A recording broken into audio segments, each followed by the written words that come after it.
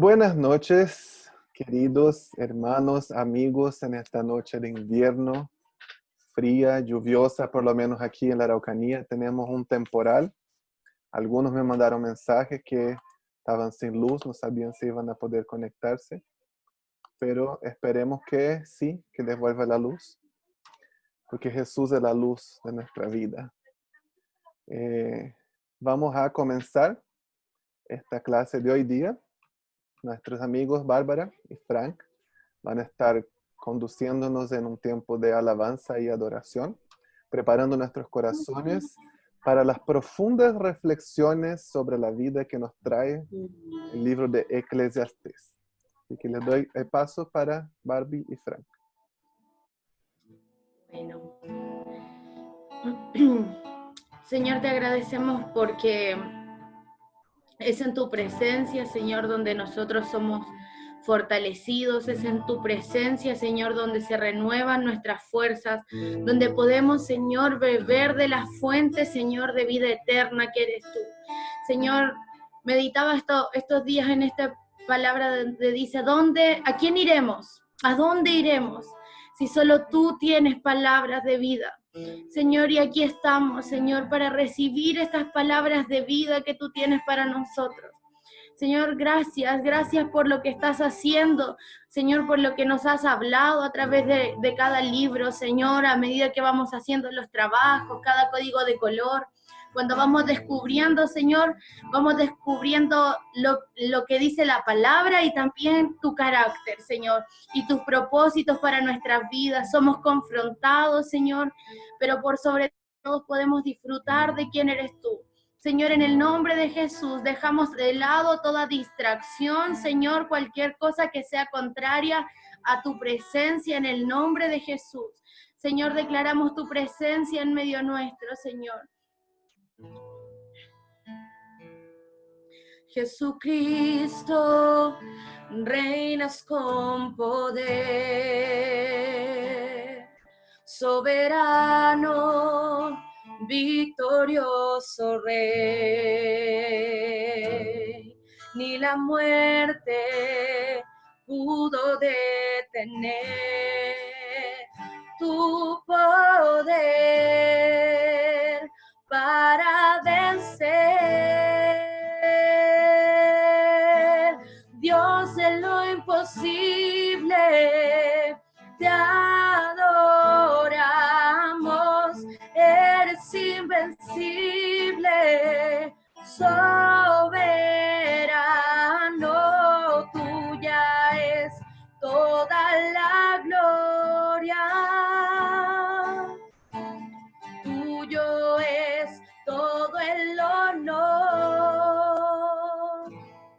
Jesucristo, reinas con poder, soberano, victorioso Rey. Ni la muerte pudo detener tu poder para vencer. Dios en lo imposible, te adoramos, eres invencible, soberano, tuya es toda la gloria, tuyo es todo el honor, tuya es toda la gloria, tuyo es todo el honor. Sí, Señor. Sí, Jesús, queremos que constantemente, Señor, nuestra vida sea una adoración. Que mientras estudiamos la palabra, Señor, no nos olvidemos del Dios de la palabra. Señor, que en medio de cada lectura podamos darte adoración a ti, reconocer quién tú eres, Señor, reconocer que la sabiduría proviene de ti, Señor, y no de un intelecto, Señor. Señor, no permita, Señor, que tu palabra quede solo en información en nuestra cabeza, sino que baje a nuestro corazón y se haga vida. Vida, Señor. Señor, no queremos, Señor, ser grandes teólogos o conocedores, Señor, de la historia, sino que, Señor, realmente queremos la revelación de tu persona en nosotros, Señor. Caminar como discípulos, Señor, bien cerca del corazón de nuestro Maestro, Señor. Te adoramos, Señor, en el nombre de Jesús. Amén. Muchas gracias. Nos sumamos a esta canción, a esta adoración. Dios es el Dios del imposible. Y que Él hable a nuestras vidas y a nuestros corazones en esta noche. En este libro que habla tanto sobre contemplar la vida, contemplar nuestro corazón, sobre el significado y el propósito. Por eso mismo hoy día, si ustedes me ven, estoy como así, como con polerón, porque es vanidad, es sin sentido vestirse bien, perfumarse, arreglarse, no hay propósito en eso, dice el libro. Vamos a comenzar esta clase. Agradezco a la Bárbara que ya oró, que Dios preparara nuestros corazones y nos hablara. Yo quiero preguntar, no sé, ¿alguien más se sintió un poco deprimido al leer este libro o fui solo yo? No sé si me puede poner una manito, escribe ahí en el chat. Sí, yo me sentí deprimido. Eli, ¿te sentiste deprimida? Sí. Era como, ¿qué queda? Es como Sí. cooperamos, ¿no? Ajá, sí, tal cual.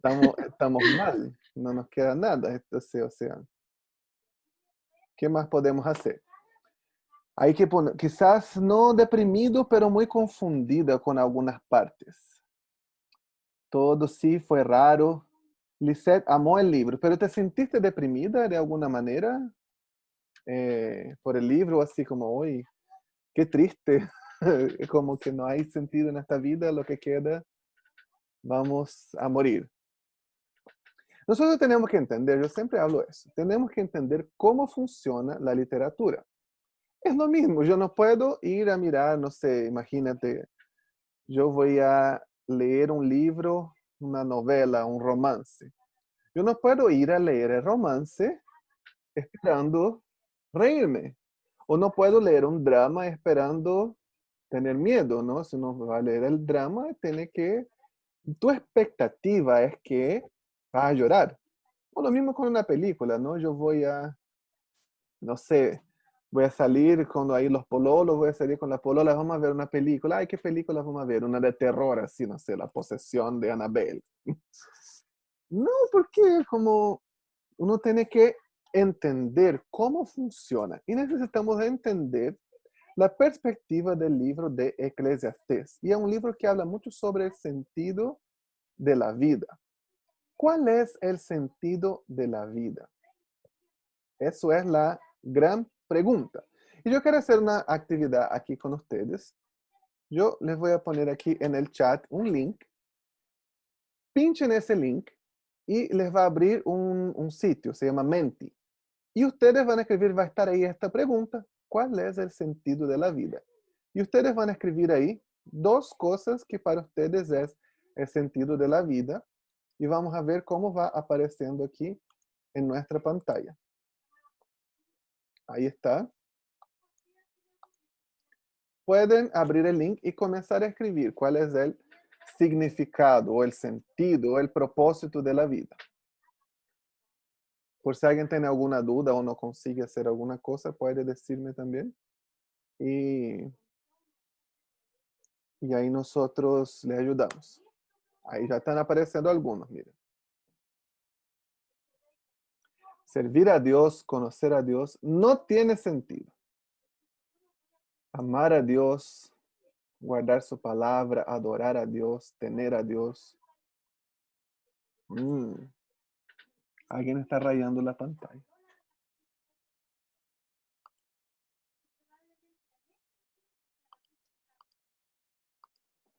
Mira, ahí están cada uno poniendo sus opiniones. Aprendizaje, vivir para Dios, Vivirla día a día. Ay, me acuerdo del corito antiguo eso, ¿no? Un día a la vez, mi Cristo, es lo que pides de mí. Vivir profundamente, relacionarse con Dios, procrearse, menos mal es anónimo el test. Ah, no, es broma. Es parte de la vida, ¿no? Guardar su palabra, amar a Dios, obedecer a Dios, creación y adoración, aprender a depender de Él, hacer su voluntad, amar. Si nosotros estamos contemplando, estamos pensando en el sentido de la vida, nos hacemos esas preguntas. Eso quizás es una de las preguntas filosóficas más profundas que nosotros tenemos. ¿Cuál es el sentido de la vida? ¿Cuál es su significado? ¿Cuál es el propósito de la vida? Disfrutar la vida, será vivir la vida loca. Que todos alaben a Dios, temer a Dios. Tenemos ahí muchas respuestas. Ahí va a ir cambiando dinámicamente mientras ustedes sigan ahí escribiendo cuál es el significado de la vida. Usted, mientras leía este libro, ¿no pensó en eso? ¿Cuál es el propósito de la vida? ¿Cuál es el significado? Bueno, nosotros aquí vemos un denominador común, me corrige si yo estoy equivocado.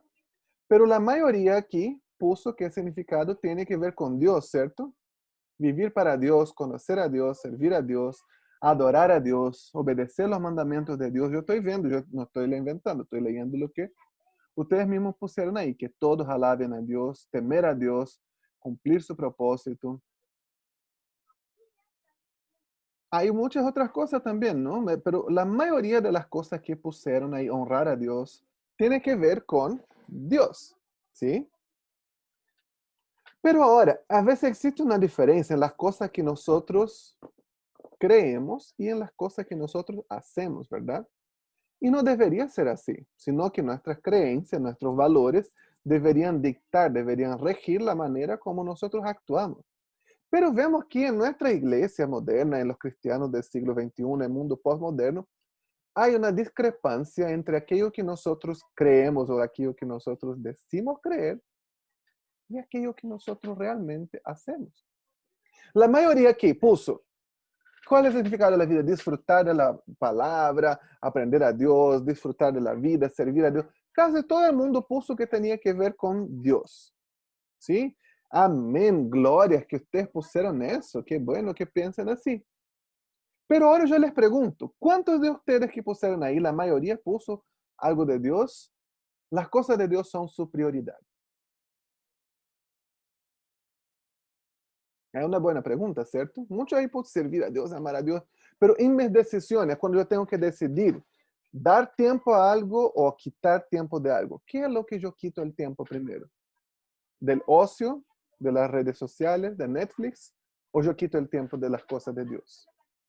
Cuando el domingo, el fin de semana está muy ajetreado, yo estoy muy cansado. ¿Cuál es mi prioridad? ¿Quedar durmiendo o ir a la iglesia a cultuar a Dios? Bueno, ahora no estamos yendo a la iglesia, ¿no? Porque estamos en pandemia, pero cuando no estábamos. Pusimos que, es conocer a Dios. ¿En qué gasta más tiempo? ¿Leyendo la palabra o leyendo el muro de noticias, viendo historias? Es muy bueno nosotros hacer este tipo de preguntas. Nos preguntamos, ¿cuál es el sentido de la vida? Y todo el mundo pone, tiene que ver con Dios. Es Dios, amén, aleluya. Tres glorias al Señor. ¿Y cuántos estamos viviendo eso? ¿Cuántos de nosotros estamos viviendo aquello que nosotros decimos creer? Esa es una buena pregunta, ¿no? El libro nos hace pensar mucho, nos hace contemplar todo eso. ¿Cuál es el sentido de la vida? ¿Cuál es el propósito? ¿Cuál es el final de todo? Este es un libro que nos hace pensar y debemos entenderlo en la perspectiva correcta. El autor dice que él era viejo y había vivido muchas cosas en su vida. Él está exponiendo su perspectiva y compartiéndonos su conclusión. Y ahora piensa en algo, quizás alguien pensó, ¡ay, qué libro extraño! ¡Ay, qué deprimente! Bueno, algunos disfrutaron y les gustó el libro, ¿no? Pero saben que este libro era leído en la fiesta públicamente, en la fiesta del Pentecostés en las comunidades judías, y muchas hasta los días de hoy lo hacen.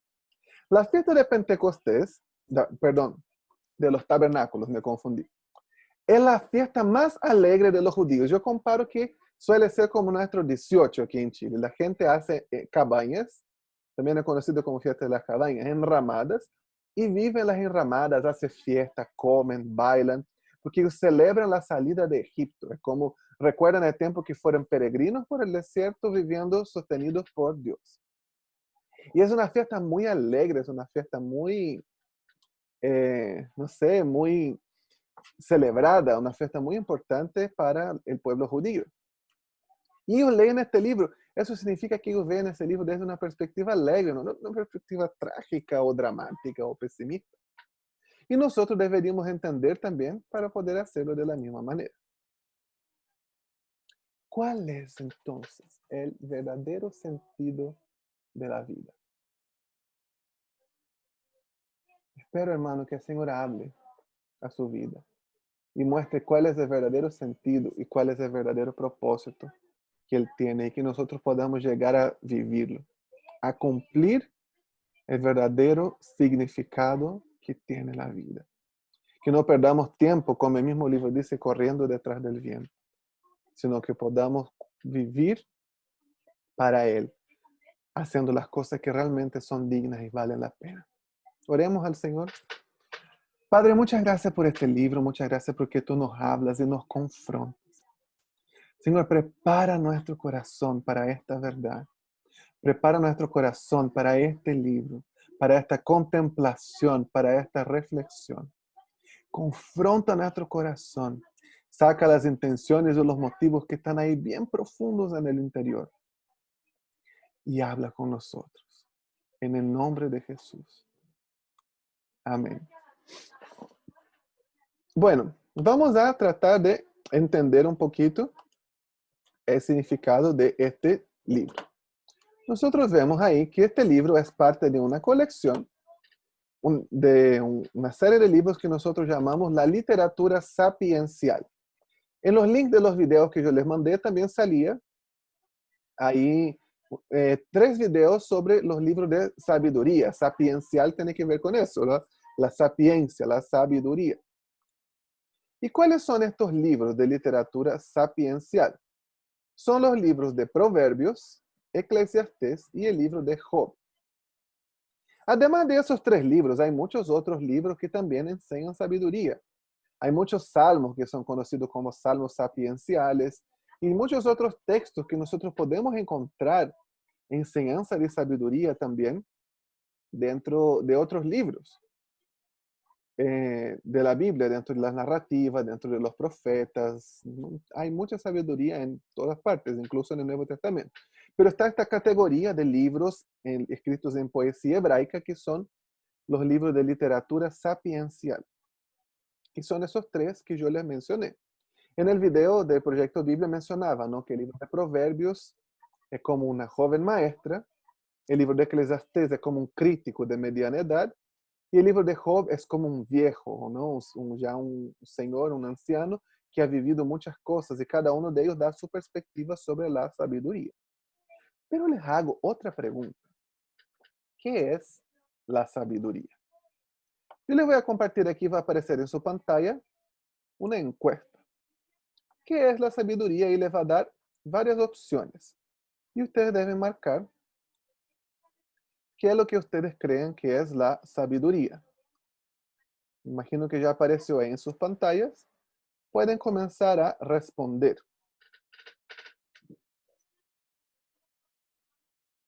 Ya están algunos respondiendo.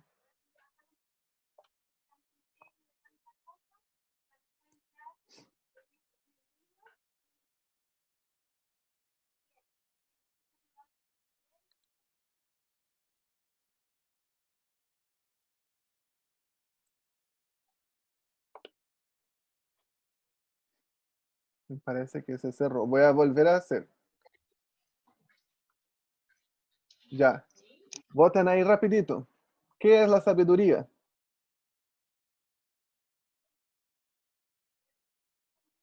¿Por qué se está cerrando solo? No sé qué es lo que está pasando. Los que somos administradores no tenemos que apretar finalizar votación por si Ah, acaso. ya. Entonces, por favor, administradores, no aprieten. Gobiernense. Ya. Tercer intento, la tercera es la vencida. Ya, pueden votar.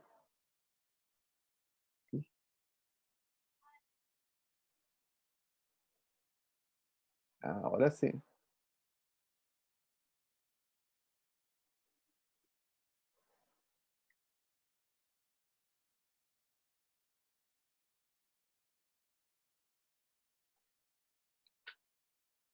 Ya una vez que termine la votación, les voy a compartir los resultados. Van a poder ver.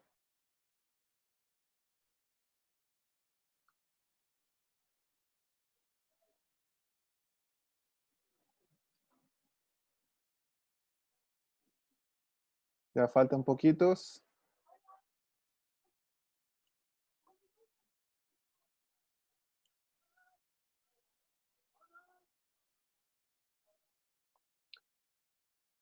Ya estamos finalizando.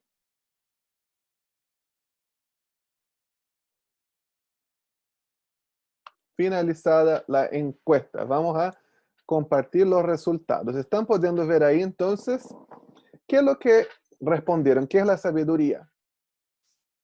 8 personas respondieron que es el conocimiento, 2 que es el desarrollo espiritual, 2 personas respondieron que es el buen vivir, 31 personas pusieron que es el conocimiento aplicado, una persona puso que es el saber y una persona puso que es la inteligencia. Pueden visualizar eso, ¿cierto?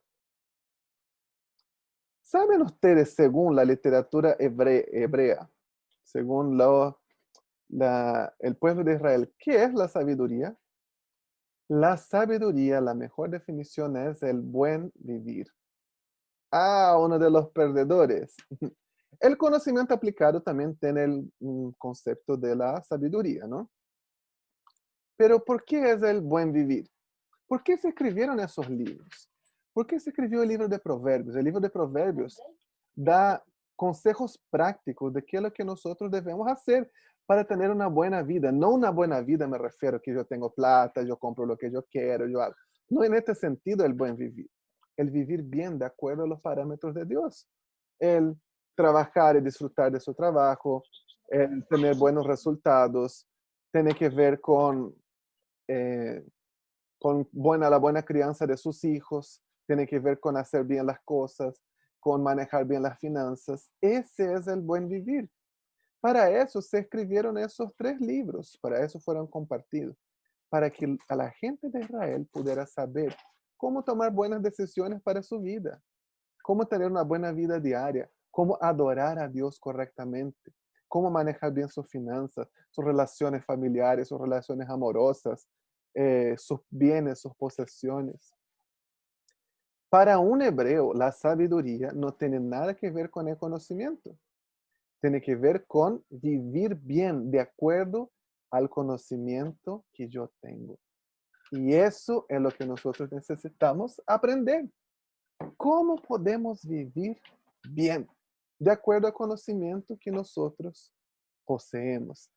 De eso nos habla, eso nos enseña la literatura sapiencial, esos 3 libros. Y nos vamos a enfocar en el libro de Eclesiastés. Eclesiastés, en su original, el título es Kohelet, como ustedes ven ahí escrito, o Kohelet.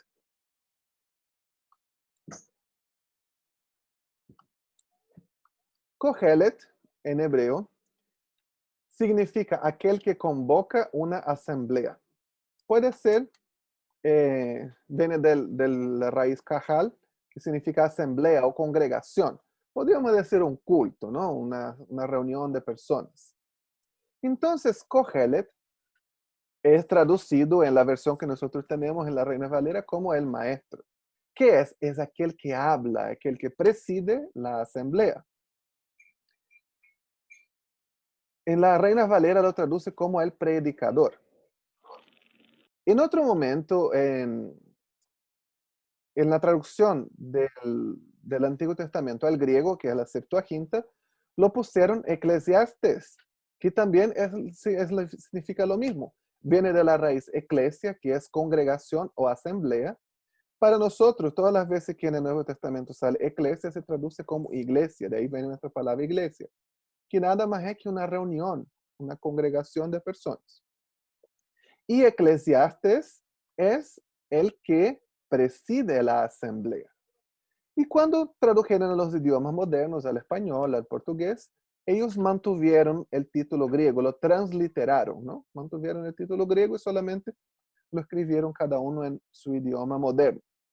Pero eso es la idea, ¿no? El título entonces podría, de acuerdo con la NTV, podría ser el maestro o el predicador, el que dirige la asamblea. ¿Y quién es este maestro? ¿Quién es el autor del libro? Ups. Eso es una buena pregunta. ¿Quién creen ustedes que es el autor del libro? Escríbame ahí en el chat. O si no, active su micrófono y dígame. Les doy una estrellita. Salomón. Salomón. Anastasia. ¿Por qué crees que es Salomón?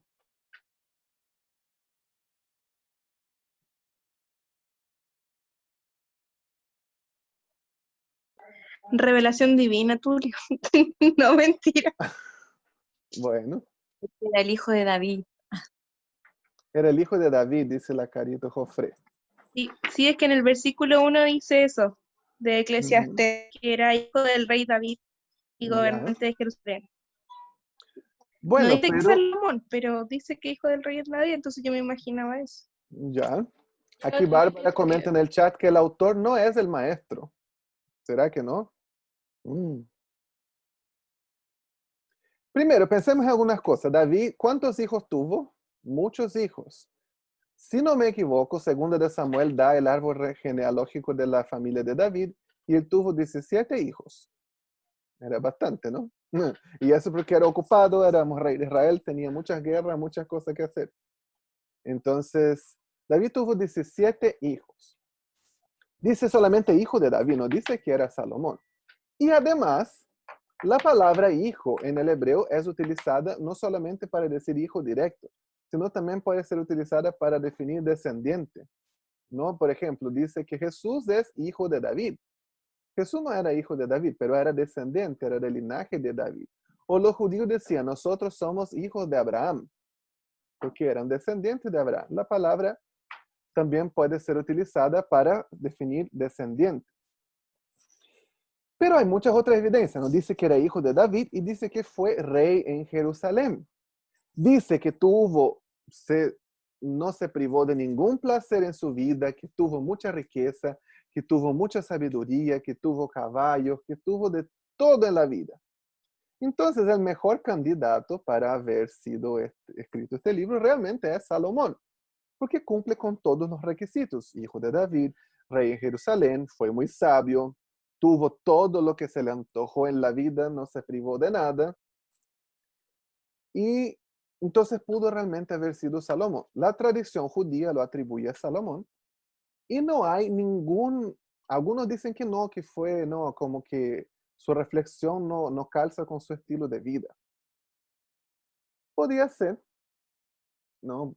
Es una posibilidad, algunos eruditos modernos dicen que no fue Salomón, pero no hay ninguna evidencia fuerte interna en el libro o externa que refuta la autoría de Salomón, que dice, no, es imposible que haya sido Salomón.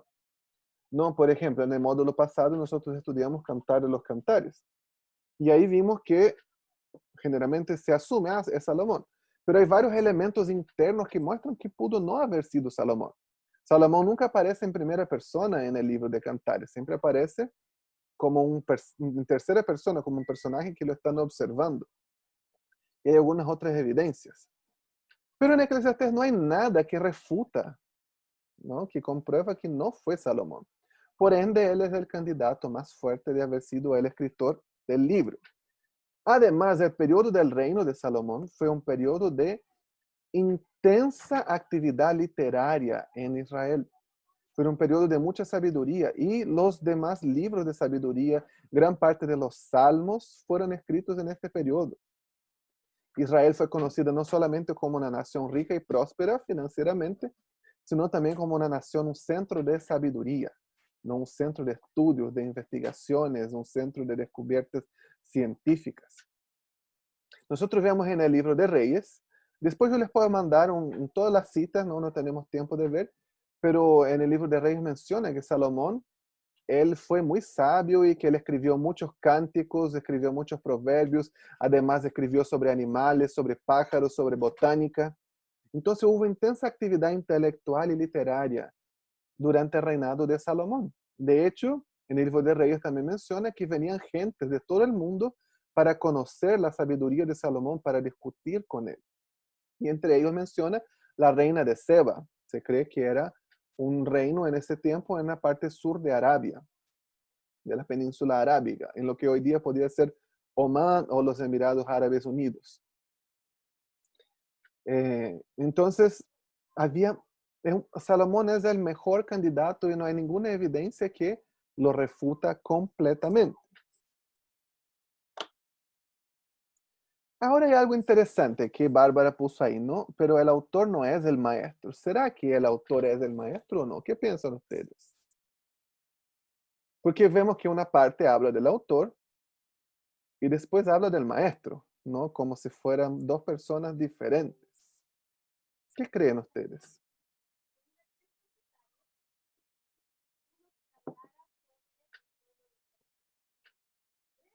Le creía el proyecto Biblia. Bueno, sí, el proyecto Biblia dice eso, pero él no quiso decir necesariamente que eran dos personas totalmente diferentes. Hay una figura de lenguaje que yo les voy a mostrar aquí una imagen. Hay una figura de lenguaje que se llama soliloquio. Ustedes pueden ver ahí en la pantalla. ¿Qué es un soliloquio? Soliloquio es un diálogo, bueno, no un diálogo, es una conversación con uno mismo. Nosotros vemos que el libro de Eclesiastés es como una conversa con él mismo, es como él está pensando y como que él habla con él mismo, es como que el autor del libro está hablando con el maestro, que es el mismo autor. Hay una conversación entre ellos, eso es un soliloquio. Yo puse esta imagen, seguramente ya se le remetió a algo en la mente.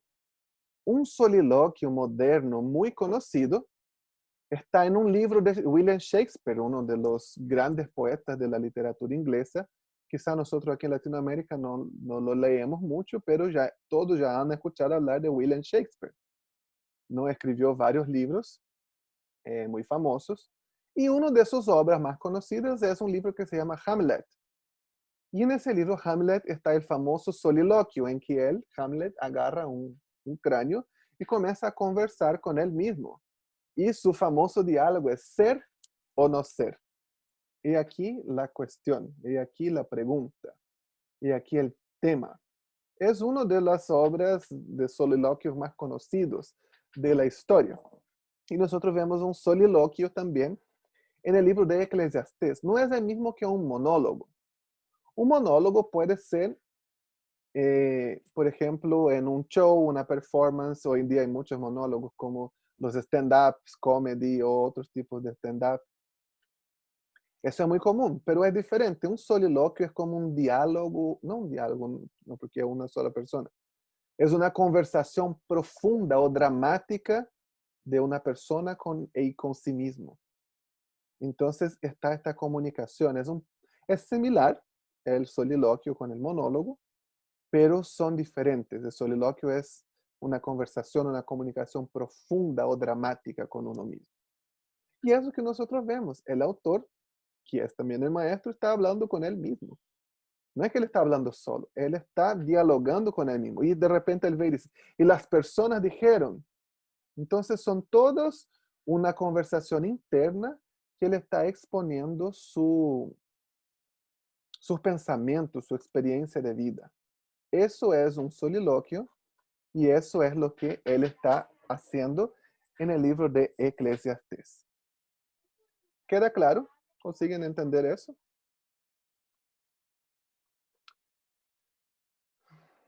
Entonces, el hecho de que Salomón sea el autor del libro, el principal candidato, nos da pistas también sobre todas las otras informaciones del libro, ¿no? El destinatario sería el pueblo de Israel, el pueblo quien él reinaba, y específicamente su hijo Roboam. En una parte él menciona, y te digo es su hijo mío.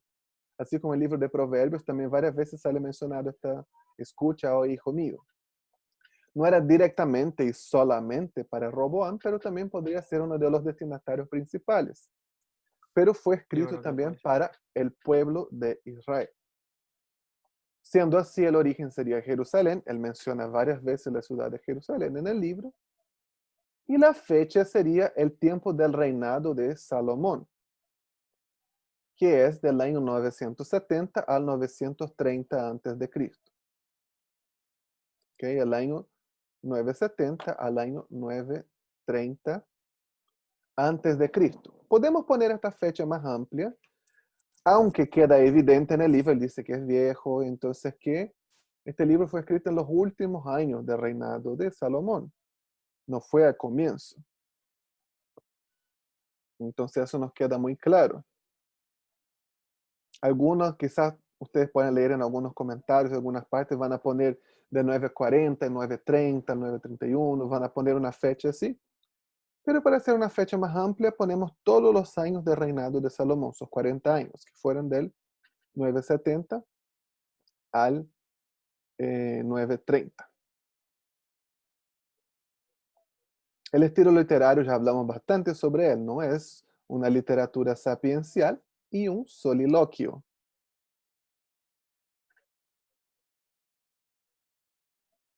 Ahora pensemos un poco para poder entender mejor las intenciones del libro, las motivaciones, en el contexto histórico de Salomón y su reinado. Hemos mencionado algunas breves cosas. Yo quiero que nosotros tengamos una imagen vívida de cómo era el reino de Israel en ese tiempo. Aquí les estoy mostrando un mapa del reinado de Salomón. Ustedes pueden ver ahí, aquí está como hay algunas ubicaciones que se menciona que nosotros no sabemos exactamente dónde era, ¿no? Si era un poco más hacia abajo, hacia arriba, pero independiente de la localización exacta de esa localidad de Tipsá que se menciona, que era el punto más al norte del dominio de Salomón, ustedes pueden ver en el mapa que era un territorio muy grande, ¿cierto? Para lo que era Israel originalmente. Eso incluía el reino que era de ellos, que menciona en la Biblia, ¿no? Que era posesión de ellos, y también incluye los reinos vasallos de ellos, que eran como el reino de Edom, el reino de Amón, el reino de Moab, los arameos, los tirios, los de Tiro, los de Sidón, que hicieron una alianza y se pusieron bajo el reinado de David y también de Salomón. Durante ese tiempo Israel fue la nación más rica y más poderosa de la tierra, no solamente en términos monetarios, sino también en términos intelectuales. Y si nosotros miramos en el mapa, la Palestina es un lugar estratégico porque es el punto de comercio entre el oriente y el occidente. Todo lo que venía en Babilonia, que era una civilización muy avanzada, y Asiria, que comerciaba con Egipto, tenía que pasar por aquí. Era una ruta comercial. Lo que venía del norte también tenía que pasar por aquí, porque aquí está el desierto. Entonces, ellos cruzaban por el norte, a las orillas del río. Y también de ahí salían muchos navíos, se menciona varios en el libro de Reyes, que Salomón comerció, trajo oro de Ofir, madera de sándalo, metales, piedras preciosas. Dice que había tanta plata, eso menciona el libro de Reyes, tanta plata en Jerusalén que la plata no tenía valor, que la plata eran como piedras, el mármol era como gravilla en las calles de Jerusalén, de tan glorioso y majestuoso que fue su reinado. Fue algo realmente increíble. Salomón comenzó siendo un muy buen rey. Nosotros vemos que antes de que él tomara su lugar, David le dio una serie de instrucciones. Y cuando él asumió como rey, un día el Señor se le apareció ahí y dijo, pide lo que quiera. Entonces, y yo te lo voy a dar. Y Salomón pide sabiduría, la historia muy conocida, ¿no? Y dice, ¿por qué me pediste sabiduría? Además de la sabiduría, le voy a dar todo lo que no me pediste, ¿sabes? Riqueza, honor, un hombre famoso, paz por todos lados. Entonces, le promete todo eso y le entrega todo eso. Salomón era hijo de David con Betsabé. Sabemos de la historia del adulterio de David con Betsabé. Ese primer hijo se murió y luego Salomón fue el hijo de ella.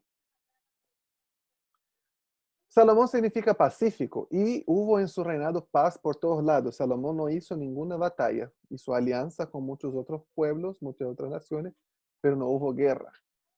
Él edificó el templo. Yo una vez enseñé hace algunos años atrás el libro de Crónicas.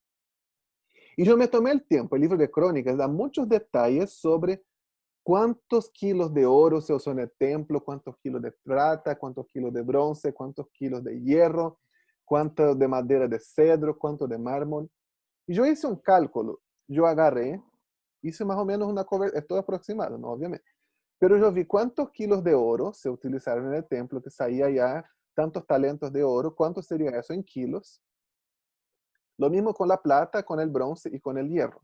Y me metí al internet, hay un sitio en internet que es la bolsa de metales. ¿Cuánto valen los metales preciosos en los días de hoy? Entre ellos el cobre, la plata y el oro. Hice un cálculo aproximado. Y yo llegué al número de que el templo de Salomón costó alrededor de 25 mil millones de dólares. Él gastó 25 mil millones de dólares para construir el templo. Yo no tengo aquí, si a ustedes les interesa, mándenme un mensaje y yo te mando el detalle. Yo tengo todo anotado, cuántos kilos de oro, cuántos kilos de plata y de bronce, cuánto costaría eso hoy en día. Obviamente el valor de los metales también sube y baja, ¿no? Pero él gastó mucha plata en ese templo. Además de eso, construyó el palacio, construyó muchas cosas en Israel.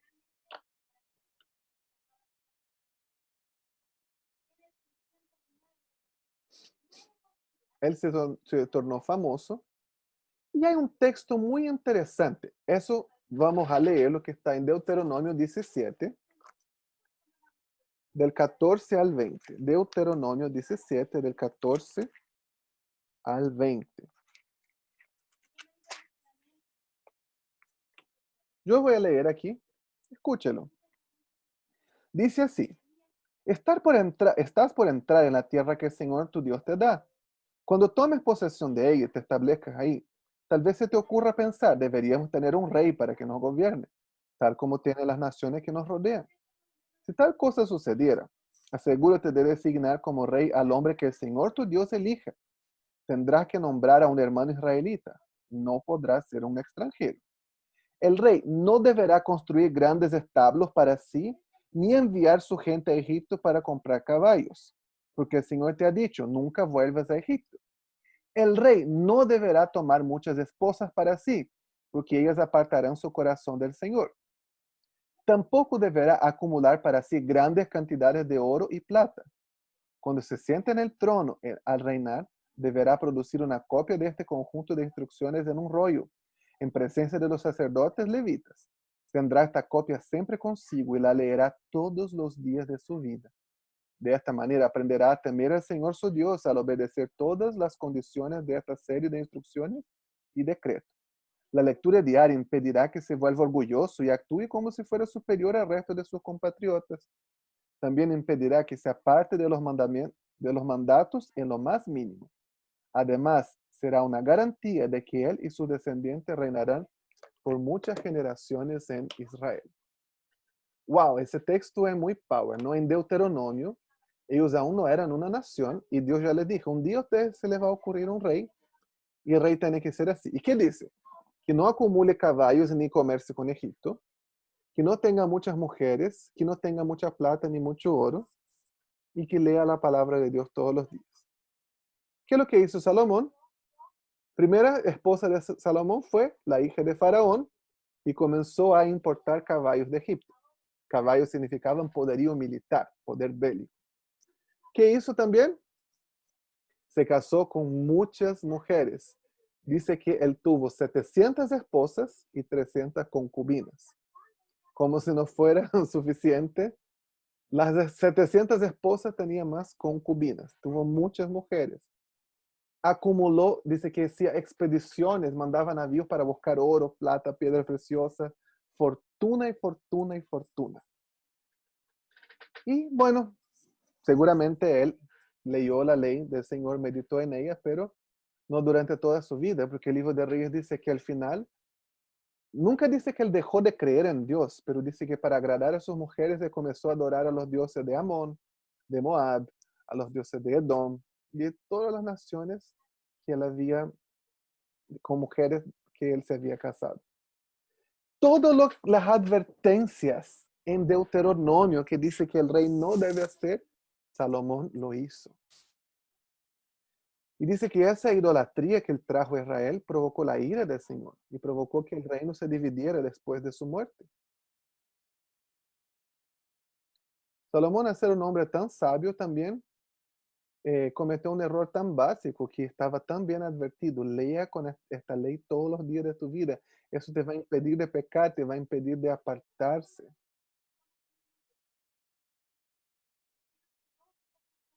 Se cree que Salomón vivió alrededor de 58 años. No murió muy viejo.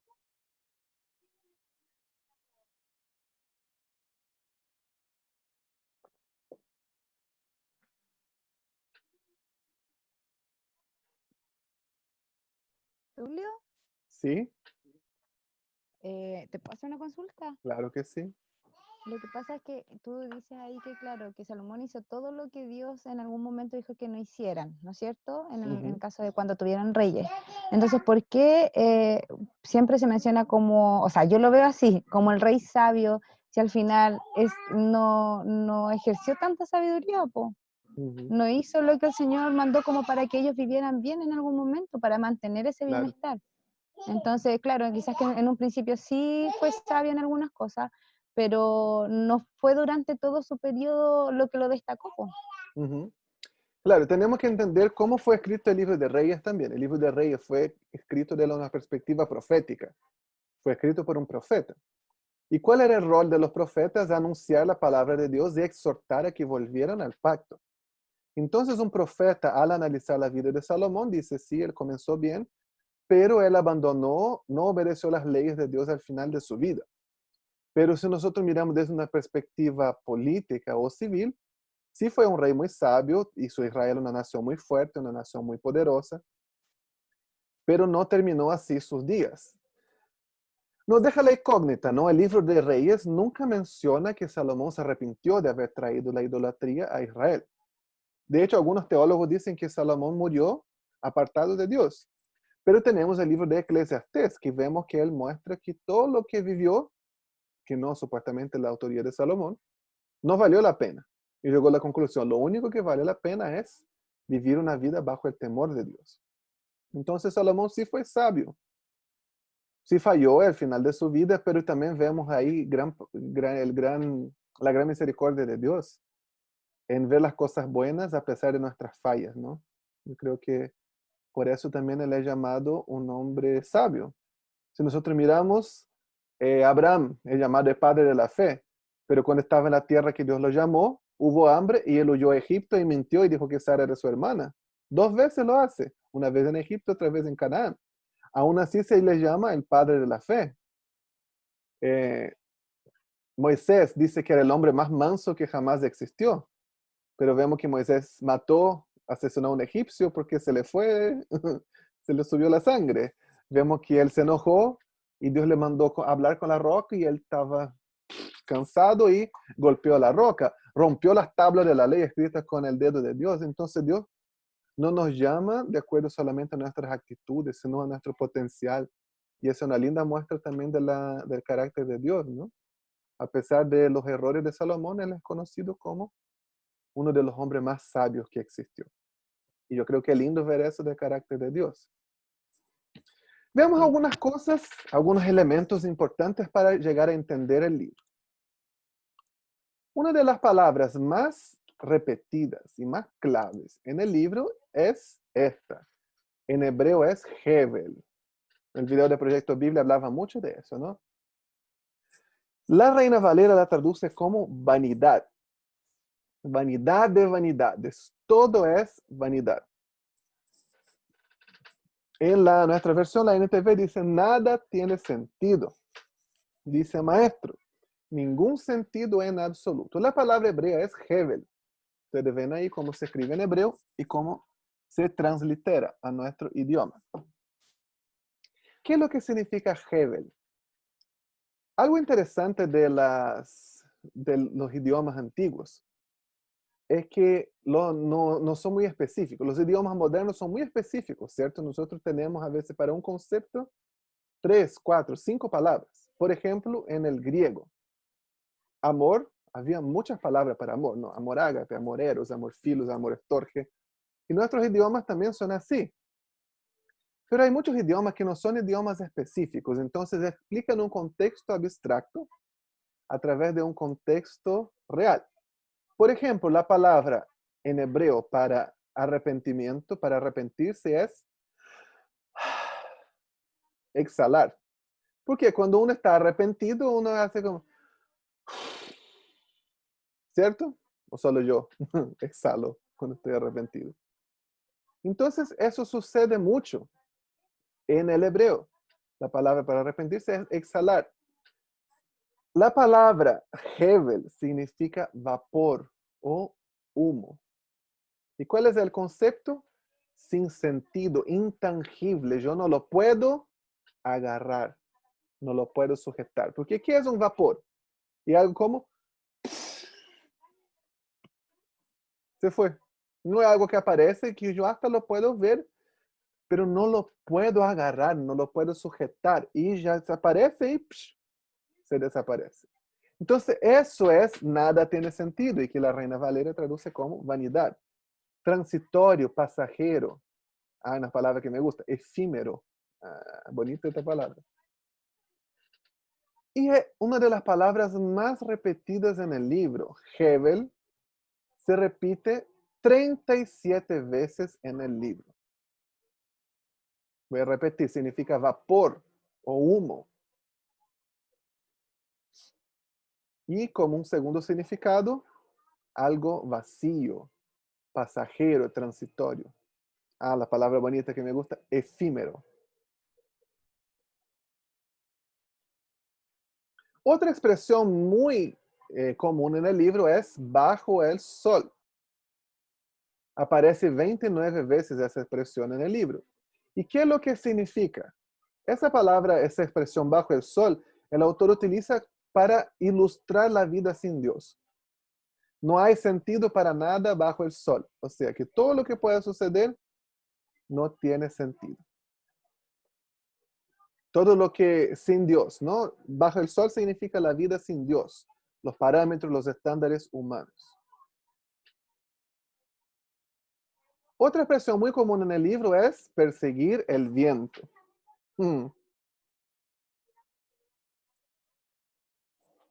¿Qué es perseguir el viento? Es una expresión de futilidad. Nunca voy a lograr agarrar el viento, nunca voy a encontrar satisfacción. Es algo que yo nunca voy a conseguir. Esa expresión sale 9 veces en el libro. Otra expresión importante es el esfuerzo o el trabajo.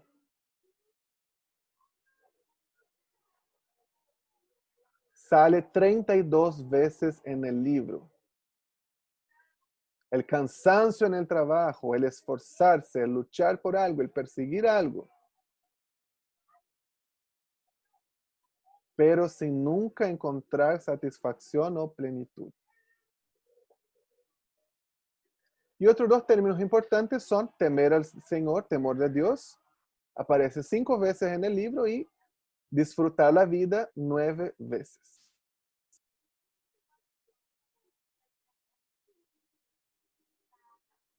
Y hay algunos otros elementos que aparecen varias veces, ¿no? Algunas ideas repetidas. No son la misma palabra, pero yo apliqué mi mente en eso, pensé en eso. Entonces consideré, pude observar que tiene que ver con el buscar el sentido, buscar el significado, meditar sobre ello. Y la exhortación, considera, exhorta, tiene en mente eso. También se repite varias veces. ¿Qué les quiero mostrar? El argumento principal del libro es progresivo.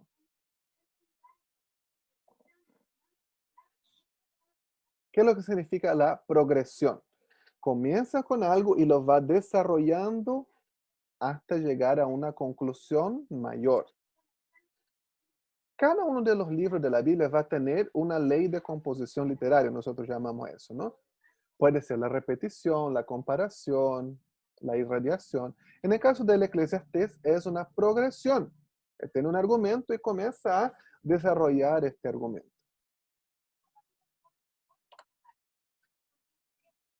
Yo les voy a mostrar para que nosotros podamos entender cómo es su argumento, de qué se trata el libro. Aquí nosotros tenemos el bosquejo del libro. Entonces nosotros tenemos una introducción. Y en su introducción, él como que encuentra interesante que el autor no hace misterio, ¿no? ¿Cuál es la conclusión? Él comienza con la conclusión, ¿no? El 1-2, nada tiene sentido, dice el maestro, ningún sentido en absoluto. Y todo el resto del libro es una explicación, es una explanación de esa declaración. Nada tiene sentido en absoluto. De eso se trata el libro. Él hace una declaración en un versículo, después gasta 11, 12 capítulos hablando sobre ello. Sobre Hebel. Nada tiene sentido. Vanidad, vapor, futilidad. Y todo el libro es la búsqueda, se trata del soliloquio, de la comunicación con él mismo, buscando el sentido de la vida. Primero él va a hablar ahí en el 1-2 desde su experiencia personal.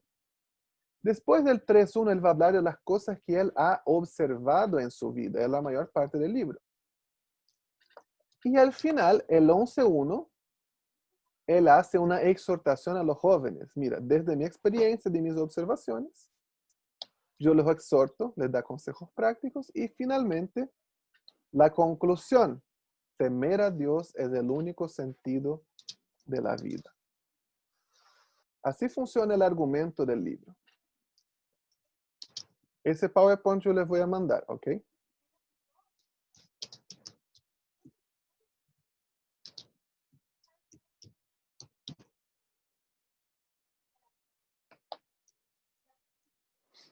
Entonces me gustaría que nosotros analizáramos el libro, pensáramos en la interpretación, también usando la perspectiva del autor. Pensemos en la introducción. La introducción es esa declaración. Nada tiene sentido, todo es un vapor, todo es sin propósito. Qué buena manera de comenzar, ¿no? De ganar la atención de sus lectores. Voy a leer hoy, ¿viste? Imagínate si nosotros estuviésemos recomendando, ¿no? Eclesiastés, un libro moderno a alguien. Hoy leíste este libro que habla sobre el sentido de la vida. Hoy sí, Eclesiastés, todo el mundo está hablando de eso. Hoy sí, qué bueno este libro. ¿Y de qué se trata? De que nada tiene sentido. Todo es vano, todo es vacío, todo es fútil. Qué ganas de leerlo. Él no hace, él comienza con esa declaración. Y él da varios ejemplos. La vida vuelve el sol y vuelve, y el viento va hacia el sur y vuelve a ir al norte y después vuelve al mismo lugar. Y no hay nada nuevo, todo es lo mismo, nada nunca tiene sentido, todo es Hebel, todo es vanidad, todo es sin sentido. En el pasado lo que sucedió se va a repetir en las generaciones futuras y nunca nada va a ser nuevo, siempre va a ser todo lo mismo. ¡Qué esperanza que me dio!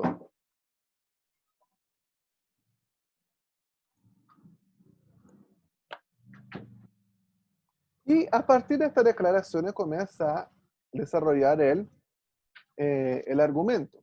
Comienza a decir qué es lo que Él nos quiere enseñar.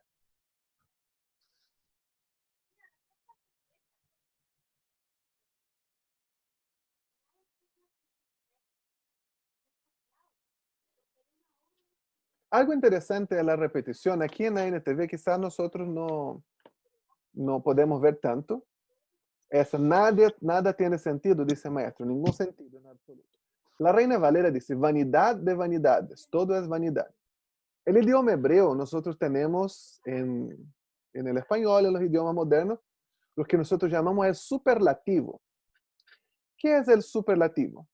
Es como enfatizar, ¿cierto? Yo digo, algo es bueno o algo es buenísimo, ¿sí?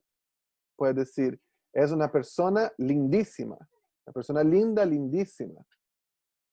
Entonces, yo tengo esa herramienta literaria que son los superlativos. En hebreo no existe eso. Entonces, si yo quiero decir que algo es muy bueno, ¿sabe cómo hacen? Diga, es bueno, bueno. Eso es uno de los misterios que nosotros no entendemos. Cuando dice que Isaías allá tuvo la visión del trono de Dios, dice que habían serafines. ¿Y qué es lo que ellos decían? Santo, santo, santo. ¿Por qué decían santo, santo, santo? Porque si no se les ocurría otro carácter de Dios que decir. No, ellos decían santo, santo, santo, porque es la manera en el hebreo de enfatizar la santidad. Si fuera no sé, en español los querubines dirían santísimo o super mega santo, super mega master blaster ultra santo, no sé. Pero en hebreo, ¿qué hace el superlativo? Es repetir.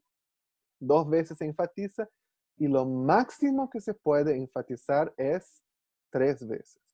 Y aquí él enfatiza, él no dice Hevel, todo es Hevel, él dice Hevel, Hevel. Es mucha vanidad, no es poca, harta vanidad.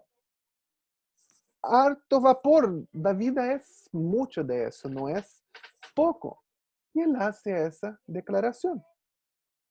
Eso crea una atmósfera quizás de expectativa en sus lectores. Bueno, si la vida no tiene sentido, nada tiene sentido, ¿qué es lo que yo puedo esperar? Y él comienza con su propia experiencia.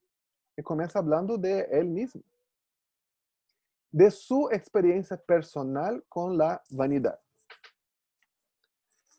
Y él dice, yo fui rey en Israel y viví en Jerusalén. Me dediqué a buscar el entendimiento, investigar con sabiduría todo lo que se hacía debajo del cielo. Y él dice, yo soy alguien que se debería escuchar. Yo fui rey en Israel. Y comienza a contar de su experiencia personal. ¿Qué es lo que él dice? Él buscó de todo, él vivió de todo, él se dio a todo tipo de placer, de conocimiento, de sabiduría. Él va a utilizar el 1 y el 2 de eso, ¿no? El capítulo 1 y el capítulo 2 para hablar de su propia experiencia. Y explica que al final no encontró sentido en nada de ello. Cuando yo les pregunté al comienzo, ¿cuál es el sentido de la vida? Todos ustedes me pusieron, la mayoría puso cosas de Dios, ¿cierto? Pero ¿por qué nosotros buscamos satisfacción en otras cosas?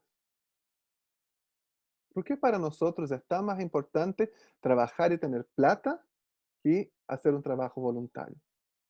¿Por qué para nosotros es tan importante tener un título? Un pedazo de papel que yo pongo en un marco y lo cuelgo en la pared. No estoy diciendo que sea malo, ya por favor, no me malentiendan. Pero ¿por qué es tan importante para nosotros? ¿Será que eso va a traer sentido? ¿Será que eso va a traer propósito? ¿Será que este pedazo de papel va a decir quién yo soy? ¿Me da más valor? ¿Me da más significado? La experiencia del rey dice que no, dice, yo fui sabio, yo busqué de todo, yo tenía toda la inteligencia, todo el conocimiento que yo podía tener. Y al final era vapor, aire que no se puede agarrar. Al final nunca encontré satisfacción en eso. Y algo interesante aquí es como él dice que le hace un experimento. Mira lo que dice el 2.12. Entonces decidí comparar la sabiduría con la locura y la insensatez. Porque ¿quién puede hacer eso mejor que yo, que soy el rey? Entonces es casi como que dijera, mi vida fue un experimento para ver cuál era el real significado de su vida. Es de ese tipo de experimento que uno ve en la tele y dice, no lo haga solo en su casa. Vieron que a veces hay experimentos y dice, niños, solo hagan con la supervisión de un adulto, algo así. Ya, no reproduzca ese experimento, por favor, no lo haga, no te estoy diciendo que haga. Pero está diciendo, yo hice experimento, yo voy a comparar, yo voy a vivir todo lo que se puede vivir. Y llegó a una conclusión. ¿Qué él dijo? Llegué a odiar todo el trabajo que hice. No tiene sentido. Es una gran tragedia. Nada tiene sentido. Él de su propia experiencia dice, todo lo que yo hice, todo lo que yo alcancé. Y yo no estoy hablando de Juan que tiene una botillería en la esquina. No estoy hablando del alcalde de Temuco.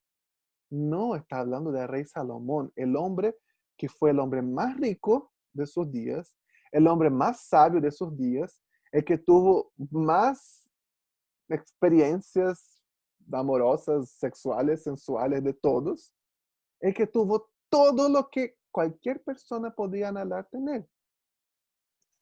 ¿Y qué es lo que encontró en eso? Nada tiene sentido.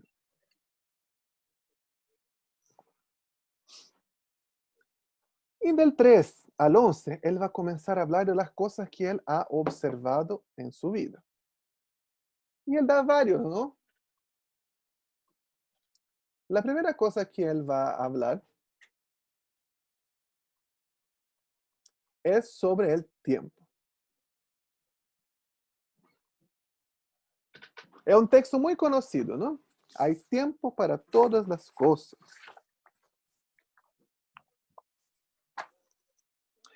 Hay un tiempo para cada actividad, un tiempo para nacer, tiempo para morir, para sembrar, para cosechar. Él va a hablar de todo el tiempo. Pero ¿qué es lo que él quiere decir de eso? Él habla del tiempo, no en el sentido, él habla como hay temporadas, hay ciclos que se cumplen. Toda vida es parte de un ciclo determinado. Entonces nosotros leemos de una perspectiva errada, nosotros podemos pensar eso de una manera fatalista. Es como, pero no era el tiempo, no fue. Y a veces nosotros vemos la omnisciencia y la omnipresencia de Dios como algo fatalista, ¿cierto? Yo tengo algo, yo tengo una esperanza, yo tengo un sueño, hay algo que yo quiero que se concretice, y no se concretizó, no era de Dios, no era el tiempo, no era para ser. Dios sabe todas las cosas. Hermano, eso no es lo que la Biblia dice sobre Dios, eso es fatalismo. Eso no es bíblico. Y no es eso que Dios quiere para tu vida. Yo me siento, si sucede, sucedió. Si no sucede, filo, estoy bien, no me pasa nada, no me frustré. Eso es fatalismo. El cristianismo no es fatalista. El islamismo es fatalista, ¿no? Una palabra que nosotros tenemos en nuestro vocabulario que vino del árabe, ojalá. Ojalá viene de inshallah, es como Alá quiera. Entonces yo voy a decir, vaya a mi casa mañana, ojalá, como si Alá quiere, yo voy, si Alá no quiere, yo no voy. Es fatalismo. Es quitar toda la responsabilidad de mí mismo. Y el cristianismo no se trata de eso. Sí, Dios es soberano. Sí, Él sabe cada una de las cosas, pero Él nos hace partícipes de su creación. ¿Sabía eso? Cuando Él creó el mundo, Él nos dio a nosotros atributos que eran de Él. Él nos dio la capacidad de pensar, ¿cierto? Porque los otros elementos de la creación no piensan. Él nos dio la capacidad de sentir emociones profundas. Él nos dio la capacidad de crear. Nosotros podemos crear. Él nos hizo partícipes de su creación. Entonces no quiere que yo sea fatalista, como, si pasó, pasó, si no pasó, pasó. Si no pasó, no pasó, y me da lo mismo. No, Él nos quiere activos. Yo veo algo que Dios siempre, hace años me confronta con esa palabra. La multiplicación de los panes y los peces. Yo siempre veo eso y yo pienso, ¿por qué Jesús agarró los panes y los peces del niño? Jesús necesitaba agarrar los panes y los peces del niño. No, ¿cierto? Yo me imagino, quizás sería más entretenido, ¿no? Imagina, Jesús dice, ahora cada uno agarre una piedra, y cada uno va y agarra una piedra. Levanta piedra al cielo, y dice, Señor, gracias por este alimento. Y cuando ellos bajan la mano, la piedra se convirtió en pan. No, te imaginas, sería genial, ¿no? Él convirtió agua en vino. ¿Por qué no podía convertir piedra en pan? ¿No sería genial? O que él dijera, extienda sus manos y comenzara a llover pan del cielo, como en el desierto, ¿no? Pero no, hermana, pan listo así, como es el pan y el pescado, el McFish. No, él podía haber hecho eso, pero ¿por qué él agarró los panes y los peces de mí? Porque él quiere que nosotros seamos partícipes de su obra. Él no nos quiere fatalistas. Él quiere que nosotros luchemos por las cosas, que veamos él en acción. Él puede hacer así y todo sucede, pero él quiere que yo sea parte.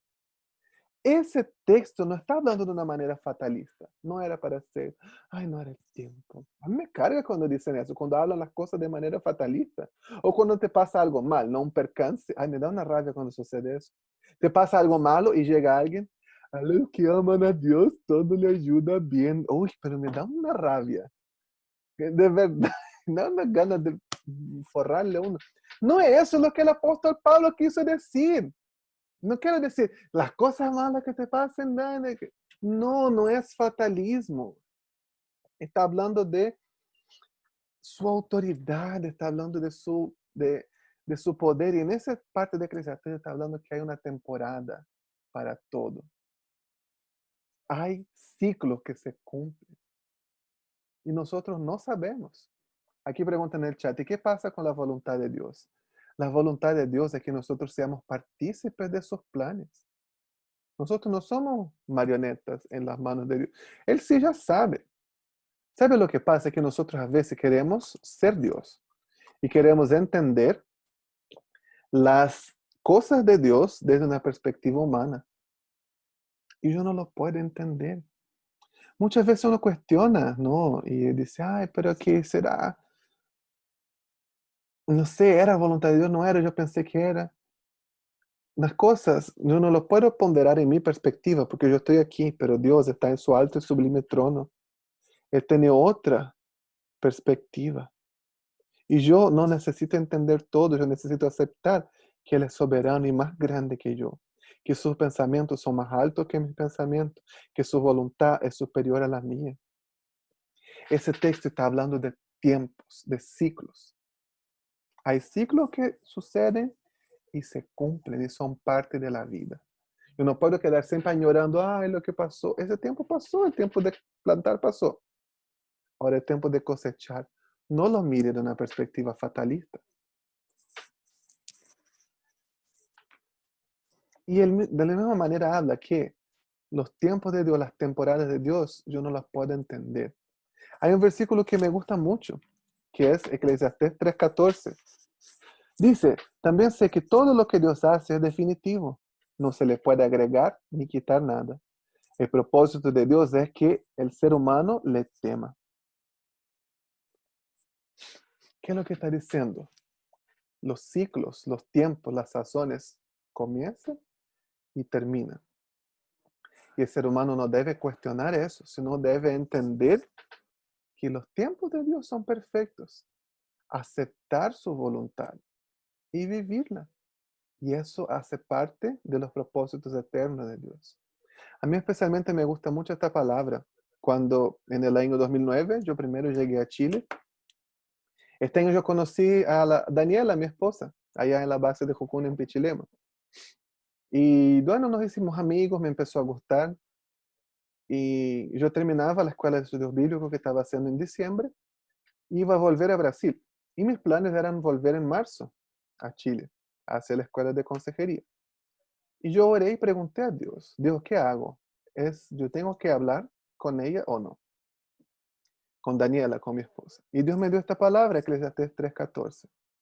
Y dijo, lo que Dios hace es perpetuo, es eterno, no se le añade ni se le quita. Porque a veces era como temor, ay, si yo no hablo con ella ahora, va a pasar la vieja, va a pasar el tren. Y no, Dios me dijo, lo que yo hago es eterno y es perpetuo. Y eso me dio paz y yo entendí, no es el tiempo de Dios aún. Pasaron los 3 meses, yo fui a Brasil, yo volví, Casi no vuelvo, fue el terremoto, el 27F, imagínate. El diablo no quería que yo volviera. Y volví y nos fuimos a conversar con la Dani. Y ella me dijo, cuando tú te fuiste en el año pasado y no hablaste conmigo, yo quedé triste, quedé decepcionado y yo fui a orar. Y Dios me dio una palabra. ¿Y sabe cuál palabra era? Eclesiastés 3:14. La misma palabra nos dio por separado. Lo que ese texto nos quiere decir es que los ciclos, los tiempos de Dios son perfectos. Y no cabe al hombre cuestionarlos, sino aceptarlos y vivirlos. Y entender que son parte de su propósito eterno.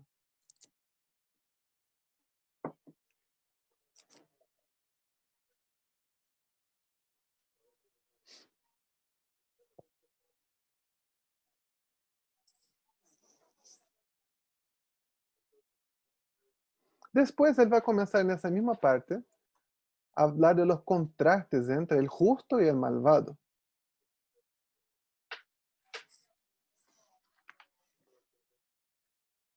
Y hay un versículo un poco polémico, ¿no? Les voy a leer, el 3:18. También reflexioné acerca de la condición humana, sobre cómo Dios le hace ver a los seres humanos que son como los animales, pues tanto las personas como los animales tienen el mismo destino. Ambos respiran y ambos mueren, así que las personas no tienen una verdadera ventaja sobre los animales. ¡Qué absurdo! Ambos terminan en el mismo lugar, del polvo vienen y al polvo vuelven. Uno puede hasta sentirse ofendido al leer ese texto, ¿no? Como me está comparando con animales. O sea, yo valgo más que un perro. Me está, no sé, yo soy más importante. No está diciendo eso. Génesis nos dice que Él nos creó a su imagen. Y yo les mencioné, nos dio habilidades que el resto de la creación no tiene. Nos dio intelecto, nos dio emociones, nos dio voluntad, nos dio la capacidad de crear. ¿Qué es lo que Él quiere decir con ese texto? No está queriendo decir que nosotros valemos lo mismo que los animales. A los animalistas les gusta ese texto, ¿no?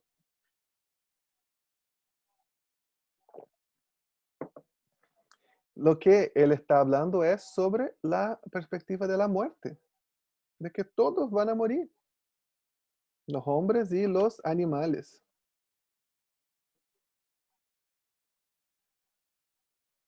Está mostrando solamente que el hombre es mortal.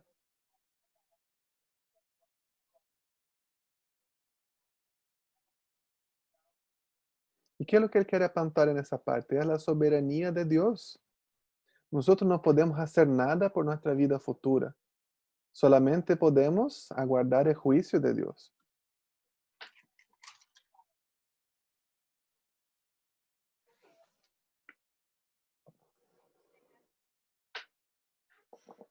Y los capítulos 4, 5 y 6, él va a hablar sobre el esfuerzo, sobre el trabajo. Algo interesante sobre el trabajo es que muchos cristianos piensan que el trabajo es una maldición. ¿Usted ya escuchó eso? Porque piensa que en el huerto del Edén, Adán no hacía nada. Que Adán tenía una hamaca hecha de hojas de banana, no sé. Y estaba ahí acostado en la hamaca así todo el día. Y de repente, hoy tenía hambre. Y así, así. Y se le cayó una manzana en la mano. ¡Ay, qué rico! ¿Será que Adán estaba de vagancia en el desierto? En el Edén. Yo no creo que Adán era vago en el desierto. Yo creo que sí. Él trabajaba, ¿no? Él tenía que hacer cosas, él hacía. Yo creo que, personalmente, pienso que él también labraba el jardín, el huerto del Edén. Pero, ¿qué es lo que sucede? Que después de la caída, Dios dice, no dice que a partir de ahora va a trabajar, porque antes no trabajaba. A partir de ahora, la tierra además va a producir cardos y abrojos. Vas a trabajar con sudor de tu rostro, con dificultad. Pero el trabajo no es una maldición. Y si nosotros leemos Eclesiastés, pensamos, ay, si el trabajo además de una maldición, no sirve para nada, es heaven, es futilidad. No voy a lograr nada con ello. Dice, trabajar es como perseguir el viento, no voy a lograr nada. ¿Qué es lo que él quiere decir con el esfuerzo? No quiere, es un aliento, es como un ánimo, la pereza. ¿Será que eso es lo que Salomón quiere decir?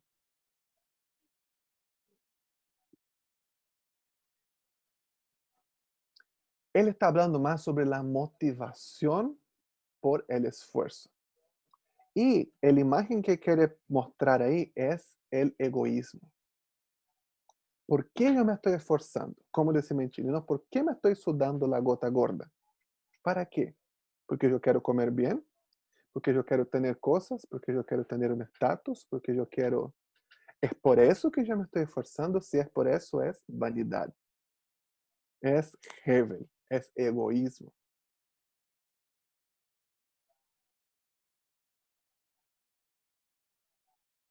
Y en esa parte también él habla mucho sobre las riquezas. ¿Cómo conseguir las riquezas? Es vano. ¿Cómo conseguir? Cómo las cosas así de la vida, el dinero, no te va a traer alegría, no te va a traer plenitud.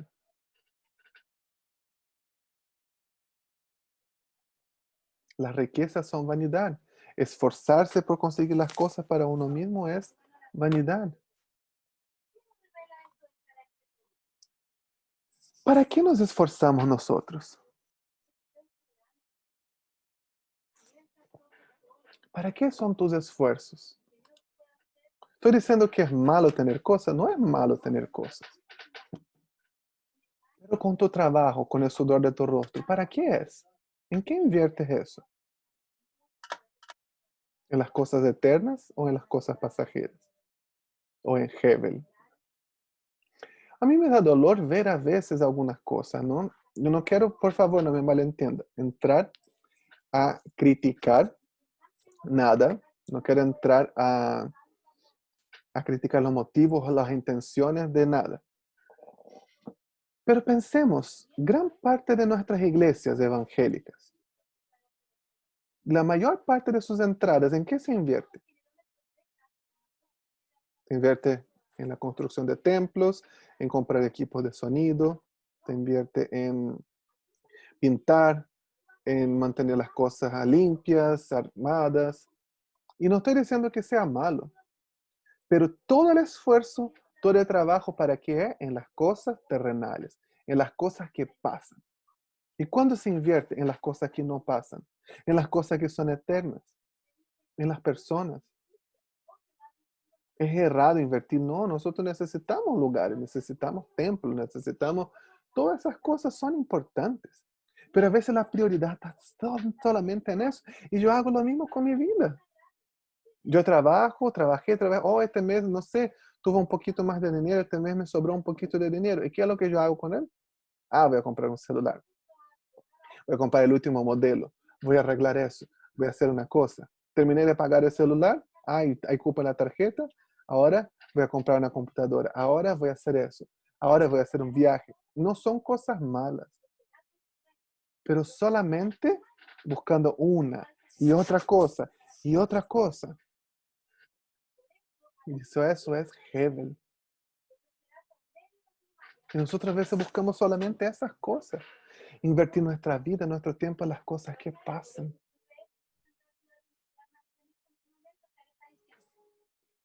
En conseguir riquezas, en conseguir estatus, en cosas que no son importantes en la eternidad. Y nosotros sabemos que nuestra verdadera vida no es esta, es la que viene, ¿cierto? No sé si ustedes vieron la película del apóstol Pablo, se llama Pablo, apóstol de Cristo. Me encanta ese ejemplo que él da al final, yo encuentro tan lindo, me confronta tanto. Él está hablando ahí con el oficial romano, el líder de la cárcel donde él estaba, y le pregunto, ¿usted ya navegó? Él dijo, sí, obvio, como yo soy romano. Imagina que tú estás en alta mar y tú metes tu mano sobre el agua y sacas y ves cómo ese poco de agua que tú agarraste se escurre por entre medio de tus dedos. Eso es la vida humana. La mayoría de las personas vive por esa taza de agua que consigue agarrar con la palma de su mano y se le escurre. Yo vivo por el océano. El océano es la eternidad. Ese es el verdadero propósito. Eso no es vano. Eso es eterno.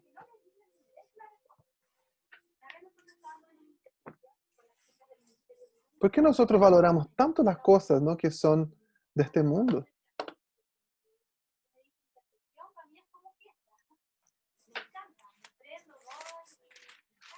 ¿Por qué nos aferramos tanto a la riqueza, a las posesiones, a lo que nosotros podamos conseguir?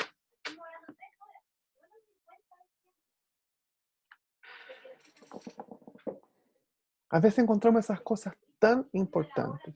Yo en mis años de misiones, yo he visto tantas personas que vivían bien, que tenían llamado, que estaban trabajando para el Señor, y que tuvieron que salir porque su familia les presionaron. ¿Por qué?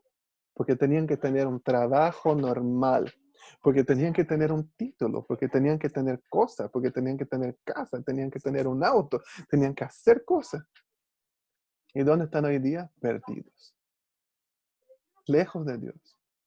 Yo he visto tantas personas y me produce tanta tristeza en mi corazón ver eso.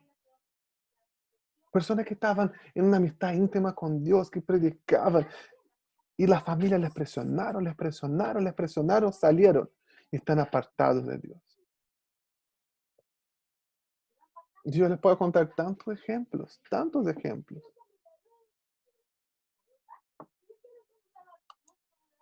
¿Será que esas son las cosas que valen la pena? Yo he visto a veces padres que insisten tanto a su familia, que tienen que tener un título, que tienen que tener algo, tienen que hacer algo para esta vida. Y lo hacen y se pierden. Y por esta vida arriesgan la eternidad, la verdadera vida. Nosotros tenemos una persona que hizo lo que se le antojó, diciendo, esa no es la respuesta. Eso no te va a llevar a nada, eso no te va a dar nada de que te puedas satisfacer. Pero nosotros lo seguimos intentando, ¿no es cierto? Seguimos intentando construir las cosas, esforzándome, haciendo, sudando, trabajando, edificando. Yo mientras leía eso, hoy el Señor me confrontaba tanto con este libro. Decía, a veces nosotros estamos siempre anhelando las cosas que nosotros no tenemos, ¿cierto? Y una vez que logramos a tener, comenzamos a anhelar otras cosas que aún no tenemos. Y cuando a veces nos pasa el tiempo, se pasa el tren, se va. Y perdimos el tiempo. ¿Cómo hacemos eso tantas veces?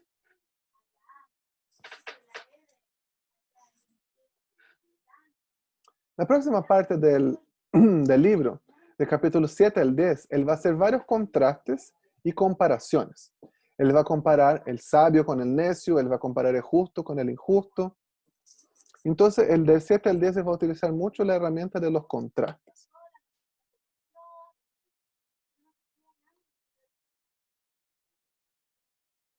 Algo interesante es que él dice, mira, están los sabios, están los necios, pero al final ambos les pasan cosas malas en la vida.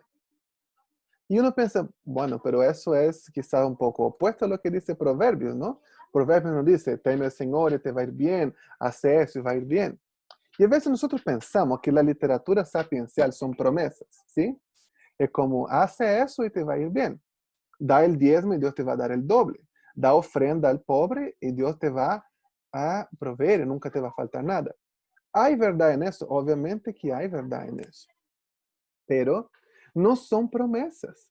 Son consejos prácticos, son consejos sabios. Pero no son promesas, no es una fórmula mágica. Haga eso y va a suceder eso.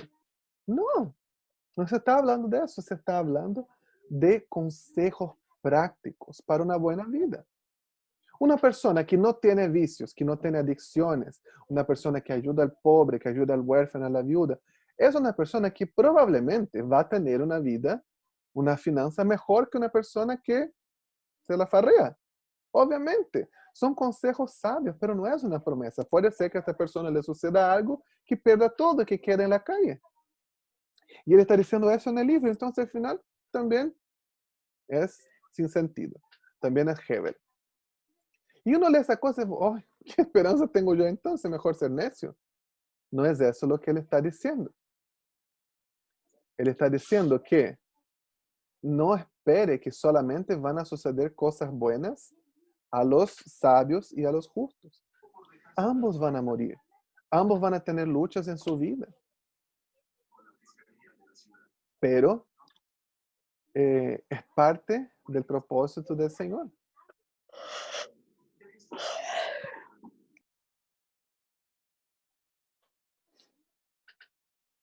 Alguien que dijo que tenía una pregunta en el 7:28. Mira, yo la tenía bien aquí marcada en mi Biblia. Sabía, porque hay 60 mujeres en este curso. Entonces, sabía que me iban a preguntar eso. Vamos a leer el 7, del 27 al 29. Llegué a la siguiente conclusión, dice el maestro. La descubrí después de analizar la cuestión desde todos los ángulos posibles. Aunque lo he investigado una y otra vez, veo que aún no encuentro lo que buscaba. Hay solo un hombre virtuoso entre 1000, pero ni una sola mujer. Sin embargo, si encontré lo siguiente, Dios creó al ser humano para que sea virtuoso, pero cada uno decidió seguir su propio camino descendente. ¿Qué es lo que él está diciendo la Biblia? Aquí las mujeres, no hay ninguna mujer virtuosa en el mundo. No, tenemos un capítulo entero en Proverbios dedicado a la mujer virtuosa, ¿no? ¿Quién escribió ese libro? Salomón. ¿Cuál es la perspectiva de Salomón? Salomón tuvo 1000 mujeres, 700 esposas, 300 concubinas y no encontró virtud en ellas. ¿Por qué buscó errado? Eso es lo que él dice. Está hablando desde la perspectiva de Salomón. No es una verdad eterna, no es una verdad absoluta, sino está hablando desde su perspectiva. Eso es lo que quiere decir.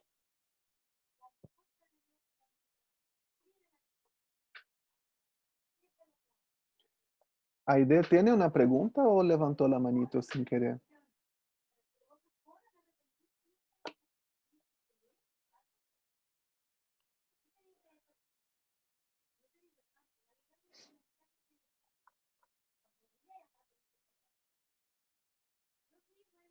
Parece que fue sin querer. Entonces, en esa parte del contraste entre el sabio y el necio, el justo y el impío y el malvado, principalmente quiere mostrar eso. Quiere mostrar que ambos van a sufrir desilusiones y que yo buscar la sabiduría en mi propia fuerza, en mi propia manera, la sabiduría humana, no es garantía de que yo voy a encontrar la plenitud. No es garantía de que yo voy a vivir bien, no es la garantía de que yo voy a estar siempre bien.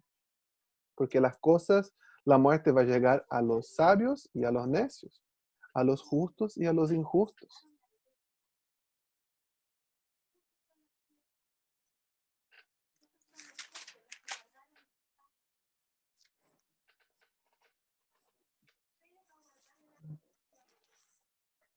Y finalmente en el capítulo 11, él va a comenzar a dar exhortaciones para el futuro, tanto para los jóvenes cuanto también para los viejos.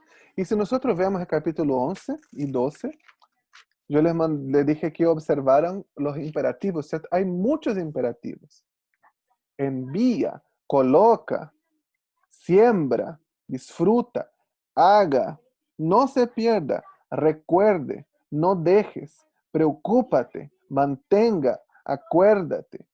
Hay muchos imperativos, son consejos, exhortaciones. ¿En qué debería invertir? ¿Cómo podrías prosperar? ¿Cómo sacar lo mejor de la vida?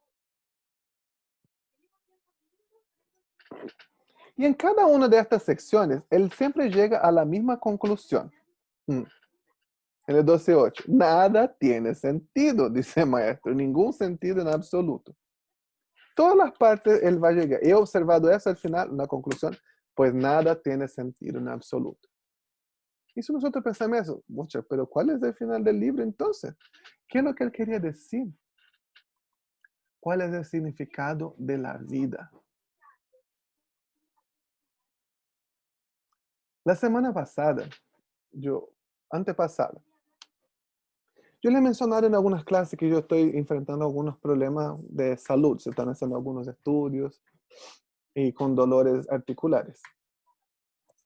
Y eso me ha tenido mal en algunos días, ¿no? más que por el dolor en sí, sino por la preocupación de que podía ser algo grave, que podía ser algo autoinmune, que podía empeorarse. Eso es lo que me ha tenido más preocupado. Y yo me di cuenta de muchas cosas en mi vida, el Señor comenzó a exhortarme en muchas cosas. Y una de las cosas que Dios me dijo es que necesitaba procesar esas cosas con alguien. Y llamé a un gran amigo que fue mi líder durante muchos años y estaba conversando con él. Y él me compartió algo y me hizo pensar tanto, ¿no? Yo creo que yo he visto eh, muchas cosas, muchas dificultades, ¿no? He tenido muchas frustraciones en los últimos años. Expectativas que yo tenía, cosas que yo esperaba que no han sucedido. Y siempre yo estoy pensando en cuándo va a suceder, qué es lo que va a ocurrir en el futuro, cuándo va a mejorar. Y siempre pensando en eso. Y él me contó una historia. Él me dijo que le gusta ver en Netflix un programa que habla sobre construcción de casa. Y que agarraron el primer episodio, hablaron, siempre hablan de más de una casa y cómo están construyendo. Y había una pareja de Inglaterra, de Irlanda me parece. Una pareja joven y comenzaron a grabar la casa de ellos, ellos estaban construyendo. Ellos mismos querían construir su propia casa. Ya comenzaron a construir, fueron a otra casa, pasó, ya. En la mitad de la temporada vuelven a ellos y todavía seguían construyendo la casa. Llegó, pasó al final de la temporada, terminó la segunda temporada, muestra a ellos de nuevo, seguían construyendo su casa. Y al final de la segunda temporada, me parece, llegan a ellos y habían terminado su casa. Les tomó 16 años construir su casa. Ellos mismos construyeron ya. Y ahí el periodista, el ahí presentador del programa, va y dice, bueno, finalmente terminaste. Y ahora vas a disfrutar. Y él dijo, no, yo ya llevo años disfrutando. Nosotros disfrutamos construir nuestra casa. Y ahora que terminamos vamos a hacer otra cosa. Y él me dijo, deje de mirar el futuro, las cosas que aún no has alcanzado y disfruta el proceso. Y fue como... Y esa es una de las cosas que el libro nos dice. Y yo estaba estudiando el libro y yo llegué al capítulo 2, ¿no? 2, versículo 24. Entonces llegué a la conclusión de que no hay nada mejor que disfrutar de la comida y la bebida, encontrar satisfacción en el trabajo. Luego me di cuenta de que esos placeres provienen de la mano de Dios. Pues, ¿quién puede comer o disfrutar de algo separado de Él? Dios da sabiduría, conocimiento y alegría a quienes son de su agrado. Y ahí sigue el versículo. ¿Qué es lo que este libro nos enseña? Nos habla sobre que tenemos que disfrutar de cada una de las cosas que nosotros hacemos. Porque si yo estoy trabajando, esforzándome, matándome, despelucándome, siempre anhelando algo futuro que no va a llegar, yo estoy persiguiendo el viento. Y eso es Hebel. Es algo que yo nunca voy a lograr agarrar. Y yo pierdo. Yo no estoy disfrutando el proceso. Todo el libro siempre llega a una conclusión parecida. Disfruta la vida. Vive la vida. Y es como Ricky Martin, ¿no? Vive la vida loca. No, no, eso es lo que está diciendo. Está diciendo, disfruta lo que tú estás haciendo. Porque si hoy día tú tienes para comer y para beber, porque vino de las manos de Dios. Y hoy día tú tienes trabajo para esforzarte, es porque Dios te lo entregó. Si hoy día tú tienes familia para pasar tiempo, es porque Dios te la entregó. Disfruta del proceso. Y muchas veces nosotros no lo hacemos. Yo les reconozco, yo no lo hago. Hoy día en la mañana, nosotros nos levantamos con la Dani más temprano a orar. Nosotros pusimos la meta de que todos los lunes para comenzar la semana vamos a levantar temprano para orar. Y algo que yo estoy orando hace algún tiempo, estoy orando para mudarme de la casa aquí donde yo vivo. La casa es muy vieja, ahora sobre todo en el invierno, tiene muchas filtraciones de aire, tenemos que tener la leña quemando así como a full todo el día para que la casa esté temperada y aparte tiene mucha humedad, entonces yo tengo asma y mi esposa mucha alergia, nos produce mucha alergia, hay varias cosas. Y estábamos orando hoy día en la mañana y el Señor me habló y dice, tú estás reclamando tanto de eso, pero yo te mandé a esa casa. Y yo me recuerdo cuando nosotros llegamos a Temuco, estábamos buscando una casa y estuvimos todo un día buscando y no encontrábamos en ningún lugar. Vinimos con mi suegro se metió a un colegio que está aquí cerca y empezó a hablar con el inspector. Y él dijo, oye, yo tengo una casa aquí cerquita, pero justo la arrendé ayer. Y yo como, tú hubiese venido ayer. Y no, es una señora que pasó eso, pero bueno, si se de algo te voy a decir, ya nos habló. Y yo me recuerdo de eso. Y llegamos a la casa de mi suegro después, frustrados. Como Dios, estuvimos todo el día buscando. Y alguien fue y nos dijo, oye, pero esta casa que arrendó ayer, a lo mejor es para ustedes. Oren para que la persona que se arrendó se vaya. Y la Dani, mi esposa, dice, pero ¿cómo le voy a cerruchar el piso? Qué cosa fea. Mas encima dijo que era una mamá soltera. ¿Cómo vamos a hacer eso? No. Y en la noche fuimos a orar. Y yo me recuerdo que la Dani oró exactamente estas palabras. Señor, si aquella casa era para nosotros, que esta persona se vaya. Pero no se vaya por algo, se vaya por algo mejor. Por un trabajo mejor, se vaya por algo mejor. Ya, pasamos, tuvimos que viajar. Y viajamos a Pichilemu. Y estábamos allá en Pichilemu y un día me llega un mensaje. Alguien vino y dejó un papelito en el portón de la base de Jocuna aquí. Tengo una casa para arrendar a una cuadra de este lugar. Y entonces yo ya, ¿qué onda? Y me mandaron el papel. Y justo era la misma persona. Y con un número de teléfono yo lo llamé y me dijo, mira, sí, hablé con tu suegro ya. Y entonces tengo la casa. Y yo le dije, oye, pero usted no me había dicho que había arrendado ya el día anterior. Sí, pero justo la persona me llamó, me pidió perdón, que le habían ofrecido un trabajo mejor en otra parte, en otra ciudad. Y me pidió perdón y que tuvo que irse. Y cuando él me contó eso, yo pensé, wow, el Señor respondió exactamente, fue con las mismas palabras de lo que habíamos orado, las mismas, exactamente las mismas palabras, sin nunca haber visto la cara de esa mujer, ni sé quién es. Pero el Señor respondió. Y yo pensé, yo estoy tanto tiempo reclamando de aquí. No estoy disfrutando el presente, lo que el Señor hizo. Todo lo que yo he vivido aquí en estos años, a veces hacemos tanto eso. Y la conclusión de él es, los dos últimos versículos del libro. Aquí culmina el relato. Mi conclusión final es la siguiente. Teme a Dios, obedece sus mandamientos, porque ese es el deber que tenemos todos. Dios nos juzgará por cada cosa que hagamos, incluso que hayamos hecho en secreto, sea bueno o sea malo. ¿Cuál es la conclusión de todo? ¿Cuál es el sentido de la vida? Disfrutarla temiendo al Señor. Disfruta el proceso. Disfruta lo que estamos viviendo. Son cosas difíciles, pero disfrutemos el proceso temiendo al Señor, sabiendo que lo que estamos haciendo, lo que estamos viviendo, lo que el Señor permitió, lo que el Señor quiso. Pero ¿sabe lo que hacemos nosotros a veces? Hacemos eso, mire, les voy a mostrar. Voy a bajar la cámara aquí para que ustedes vean. Nosotros comenzamos a trabajar y comenzamos a esforzarnos. Entonces yo voy, agarro y comienzo a construir mi vida según lo que mejor me parece. Y comienzo a edificar. Yo me esfuerzo, yo estudio una carrera, yo busco un trabajo, yo me canso.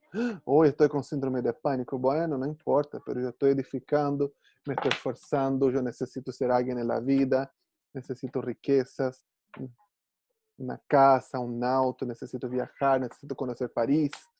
Y yo comienzo a edificar y hacer las cosas en mi fuerza, sin el temor del Señor. Y yo me voy sobrecargando. Y yo voy poniendo cosas, y yo voy poniendo situaciones, yo voy buscando aquellas cosas que no son reales, que no son tangibles. Y eso yo pienso que me realiza. Y yo pienso, wow, qué bonito que quedó. Y de repente hay una situación, viene el Señor y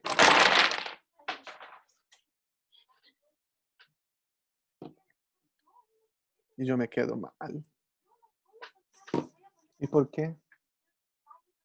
Porque yo estaba buscando aquello que no era eterno. Estaba buscando cosas fuera del temor del Señor.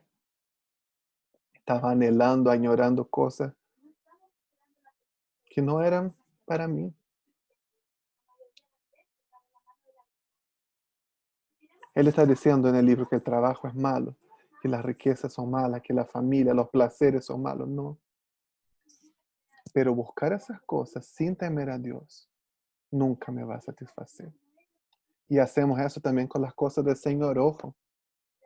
¿Cuántas veces estamos ahí con mi fuerza edificando y poniendo los palitos así, y lo que es bueno, y viene el Señor?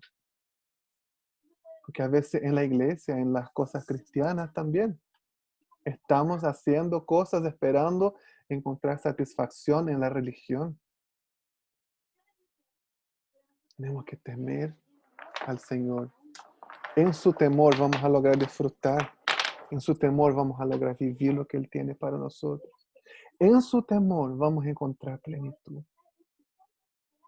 Y eso no significa que voy a tener riquezas, ¿no?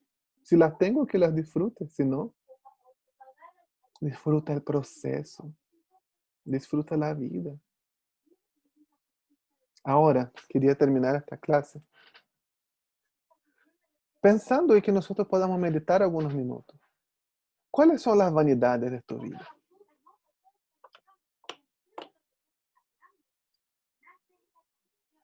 Les vamos a poner aquí en el chat un segundo link, igual que aquel primero que aparecía una nube de palabras. Y yo quiero que ustedes pongan, es anónimo, ya no se preocupen, porque no va a aparecer su nombre. Pero que tú pongas en qué cosas estás buscando sentidos para tu vida. ¿Cuál es tu vanidad? ¿Cuál es tu Hebel?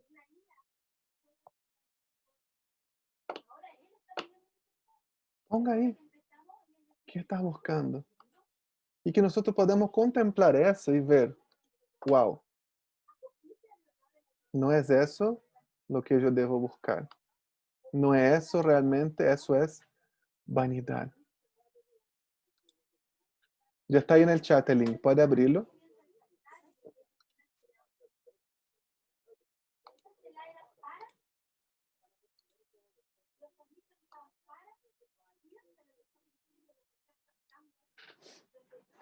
Ser feliz, tener pareja, ser bella, casa propia, reputación, carrera profesional, mi propia familia, posesiones materiales, futuro, materialismo, empresa, realizarme profesionalmente. Se van a ir agregando más palabras. Yo quiero que nosotros terminamos esta clase mirando esta nube de palabras que está ahí.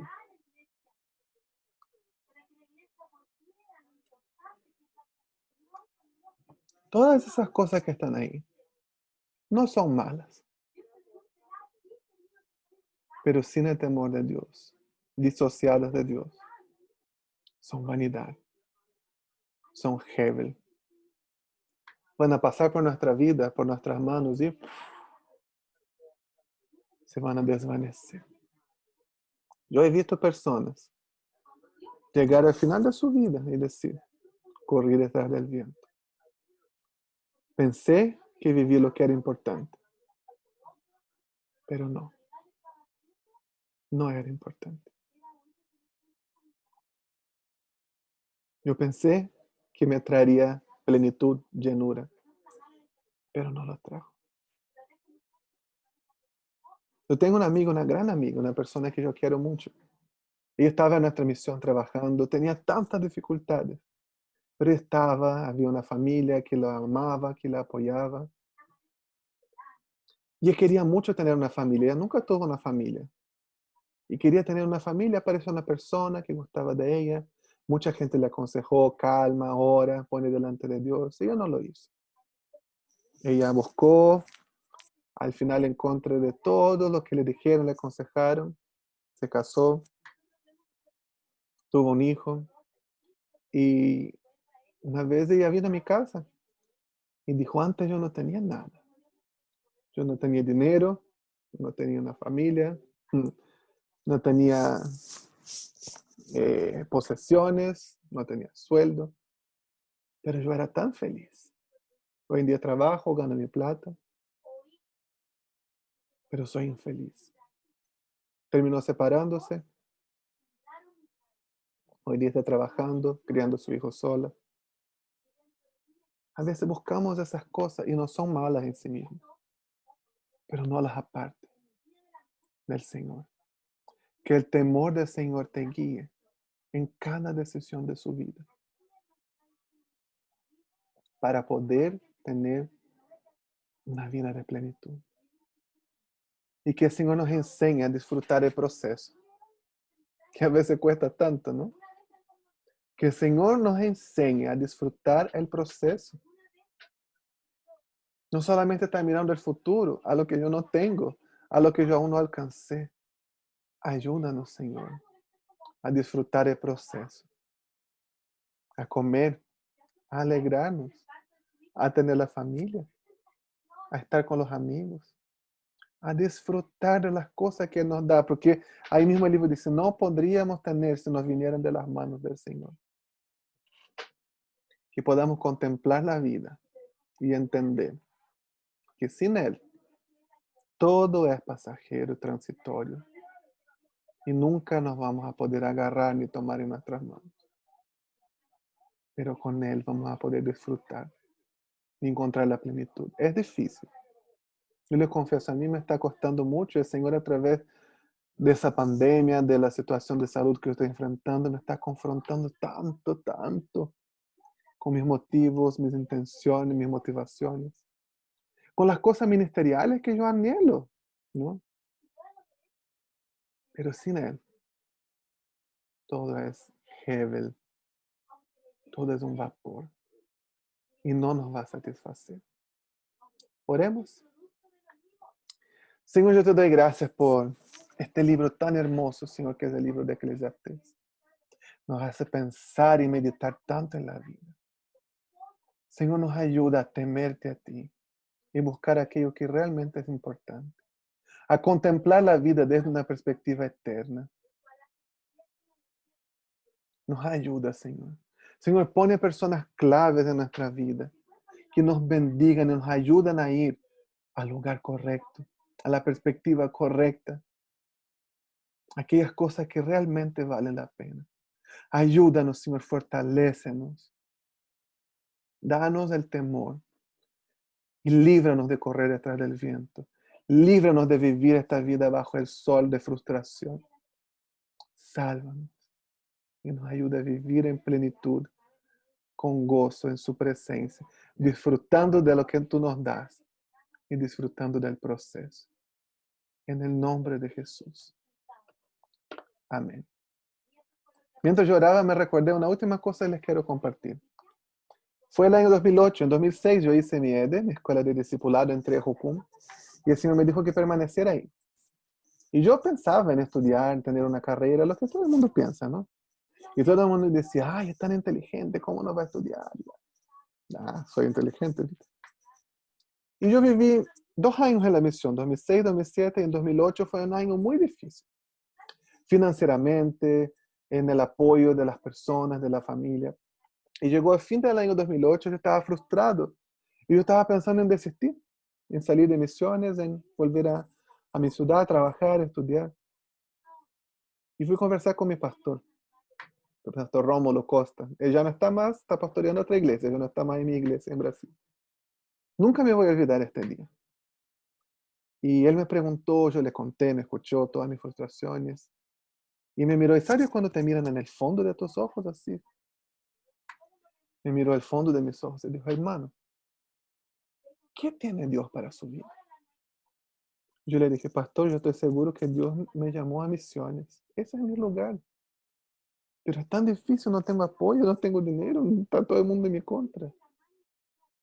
Él me dijo, no pierdas tiempo haciendo algo para tu vida que no es la voluntad de Dios. ¿Sabe aquella respuesta que tú no esperas? Jamás la vi venir. Dice, me encantaría que tú vinieras, trabajaras aquí en la iglesia, una persona excelente para trabajar conmigo. Pero si no es la voluntad de Dios, no pierdas tu tiempo. Sería Hebel, sería vanidad. Queridos míos, no pierdan su tiempo haciendo cosas, no temiendo a Dios. Hagan lo que el Señor tiene para ustedes en el temor del Señor y disfruten el proceso. Amén. Que el Señor los bendiga mucho. Si aún quedó alguna pregunta que no pude responder, puede hacérmelas en privado, puede mandar, yo voy a tratar de responderlas. Me recuerdo que en la clase de Gálatas me hicieron unas preguntas que no respondí, pero voy a responder, me recuerdo de eso ahora. Que Dios los bendiga mucho. Ahora al tiro le mando las tareas de Eclesiastés y ya mandé también el texto de Esdras para la clase de jueves. Después les voy a mandar también qué vamos a observar en Esdras. También vamos a utilizar solamente 2 colores para hacer una observación un poquito más rápida. Que el Señor los bendiga mucho y si quiere active su micrófono para despedirnos y decir chao. Chao, Tulio. Nos diste Chao. los medios Hasta palos. luego. Que pasen buena noche. Chao, muchas gracias por la clase. Chao, bendiciones. Oye, el palo es para todos, no crean que yo no estoy apaleado. También estoy muy apaleado, les digo. Chao. Espalda. Carito, Hola, Bendiciones. Joaquín. Carito, Tulio me dio un palo. ¿Tú sabes de qué? Palo, guaye.